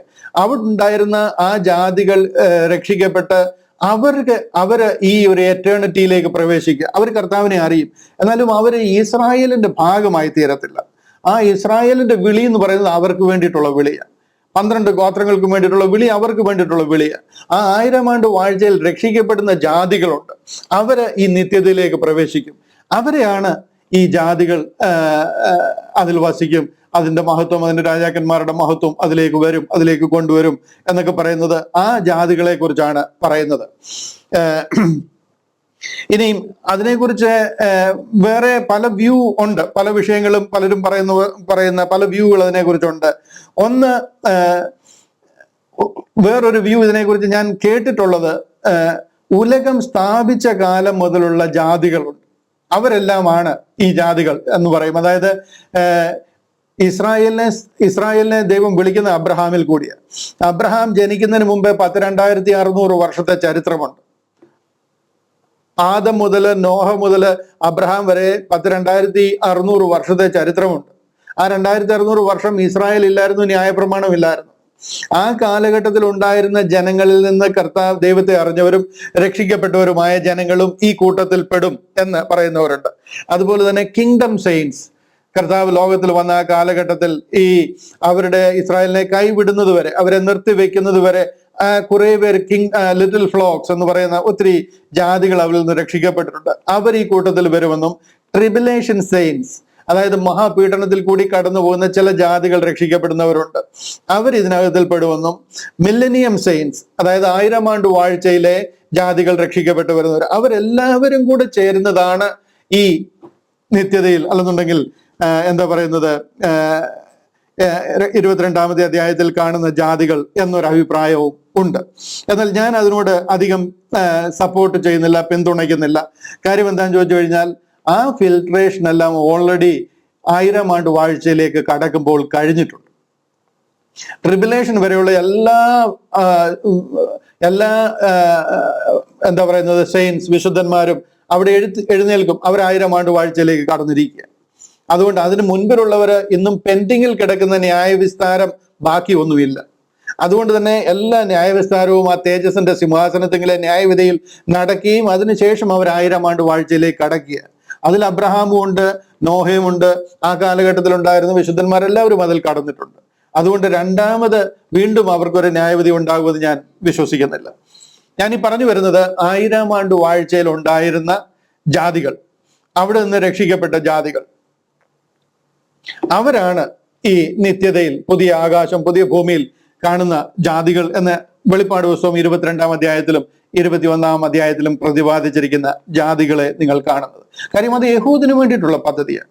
അവന്റെയാണ് സ്വച്ഛ സ്ഫടിക തങ്ക തുല്യ നിർമ്മിതമായ ആ ഹോളി ഓഫ് ഹോളീസ് പോലെ, മണവാട്ടിയെ പോലെ അലങ്കരിച്ച സ്വർഗീയ ഭവനം, സ്വർഗത്തിൽ നിറങ്ങി വരുന്നത് 12 നഗരവും 12 ഗോപുരവും ഒക്കെ അവരുടെയാണ്. അവരുടെ 12 ഗോത്രമാണ്. അവരുടെ 12 ഗോത്ര പിതാക്കന്മാരും 12 ശിഷ്യന്മാരും 12 അപ്പോസ്തലന്മാരും ഒക്കെയാണ്. അത് അവരുടെ പദ്ധതി. ആ കൂട്ടത്തിൽ അവരോടൊപ്പം ജാതികളുമുണ്ട്. കാര്യം ഈ 1000 ആണ്ട് വാഴ്ച എന്ന് പറയുന്നത് 1000 ആണ്ട. നമ്മുടെ ഹിസ്റ്ററി നമ്മളൊന്ന് പുറമോട്ട് തിരിഞ്ഞു നോക്കി കഴിഞ്ഞാൽ ഒരു 50-100 വർഷം പുറമോട്ട് തിരിഞ്ഞു നോക്കി കഴിഞ്ഞാൽ എത്രയോ ജനമാ പെരുകിയിരിക്കുന്നത്. 1000 ആണ്ട് സമ്പൽ സമൃദ്ധിയോട് ദൈവം രാജാവായിട്ട് ലോകത്തിൽ വാഴുമ്പോൾ ഈ ലോകത്തിന്റെ അവസ്ഥ ഒന്ന് ആലോചിച്ച് നോക്കണം.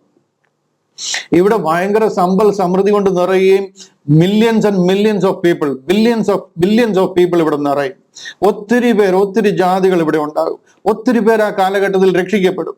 ഒത്തിരി പേർ അവസാനം സാത്താനെ ഒന്ന് അഴിച്ചു വിടുമ്പോഴത്തേക്കും ഒത്തിരി പേർ അതിൽ വീണു പോകും. എന്നാൽ അതിൽ കൂടെ രക്ഷിക്കപ്പെടുന്ന ജാതികളുണ്ട്. അവർ ഇസ്രായേലിന്റെ ഭാഗമായിട്ട് മാറത്തില്ല.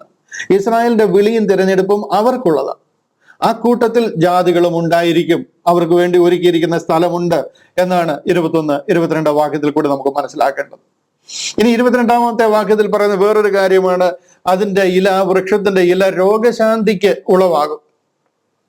ഈ രോഗശാന്തി എന്നൊക്കെ മലയാളത്തിലെ ട്രാൻസ്ലേഷനിൽ വന്നു പോയിരിക്കുന്ന ഒരു പ്രശ്നം. ആക്ച്വലി അവിടുത്തെ അതൊരു ഗ്രീക്ക് വേർഡ് എന്ന് പറയുന്നത് തെറാപ്പിയ എന്ന് പറയുന്ന ഒരു ഗ്രീക്ക് വേർഡ്. തെറാപ്പിയ എന്നുള്ള വാക്കിൽ നിന്നാണ് തെറാപ്പി എന്നൊരു ഇംഗ്ലീഷ് വാക്കുണ്ടായിരിക്കുന്നത്.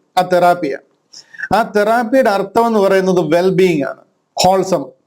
നമുക്ക് വെൽനെസ്, ഹോൾനെസ്, ഹെൽത്ത്, നല്ല ഒരു ആയുരാരോഗ്യം, വെൽബീയിങ്, അല്ലെങ്കിൽ എന്താ പറയുന്നത് കണ്ടിന്യൂഡ് ഫ്ലറിഷിങ് ആൻഡ് ബ്ലെസ്സിങ്സ് എന്നൊക്കെ പറയാം. അതായത് സമാധാന സമൃദ്ധിയുടെ അനുഗ്രഹത്തിന്റെ ഒരവസ്ഥയിലേക്ക് നമ്മൾ പോകുക. ആയുരാരോഗ്യ സൗഖ്യത്തോടെ സമാധാനത്തോടെ ജീവിക്കുന്ന ഒരു അവസ്ഥ. എന്ന് പറയുക. അതിനെയാണ് ഈ തെറാപ്പി എന്നൊരു വാക്കുകൊണ്ട് ഉദ്ദേശിക്കുന്നത്, തെറാപ്പിയ. നമ്മൾ പക്ഷെ അതിനെ മലയാളത്തിൽ ട്രാൻസ്ലേറ്റ് ചെയ്ത് കഴിഞ്ഞപ്പോഴത്തേന് രോഗശാന്തി എന്നാക്കി.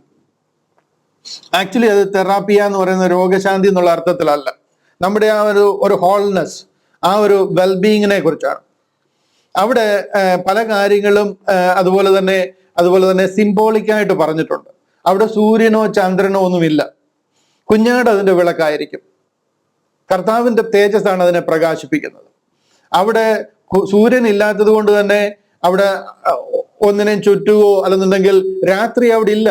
അവിടെ ഫുൾ ടൈം പ്രകാശമാണ്, കുഞ്ഞാടിന്റെ പ്രകാശത്തിലാണ് നമ്മളായിരിക്കുന്നത്. നമ്മളല്ല അവിടെ ആയിരിക്കുന്നവരായിരിക്കുന്നത്. നമ്മൾ സ്വർഗത്തിലായിരിക്കും, സ്വർഗീയ ഭവനത്തിലാണ് നമ്മൾ നിത്യം വസിക്കാനായിട്ട് പോകുന്നത്. പക്ഷേ ഇത് യഹൂദിന് വേണ്ടി ഒരുക്കിയിരിക്കുന്ന ഭവനമാണ്. അവിടെ സൂര്യനോ ചന്ദ്രനോ നക്ഷത്രങ്ങളോ ഒന്നുമില്ല.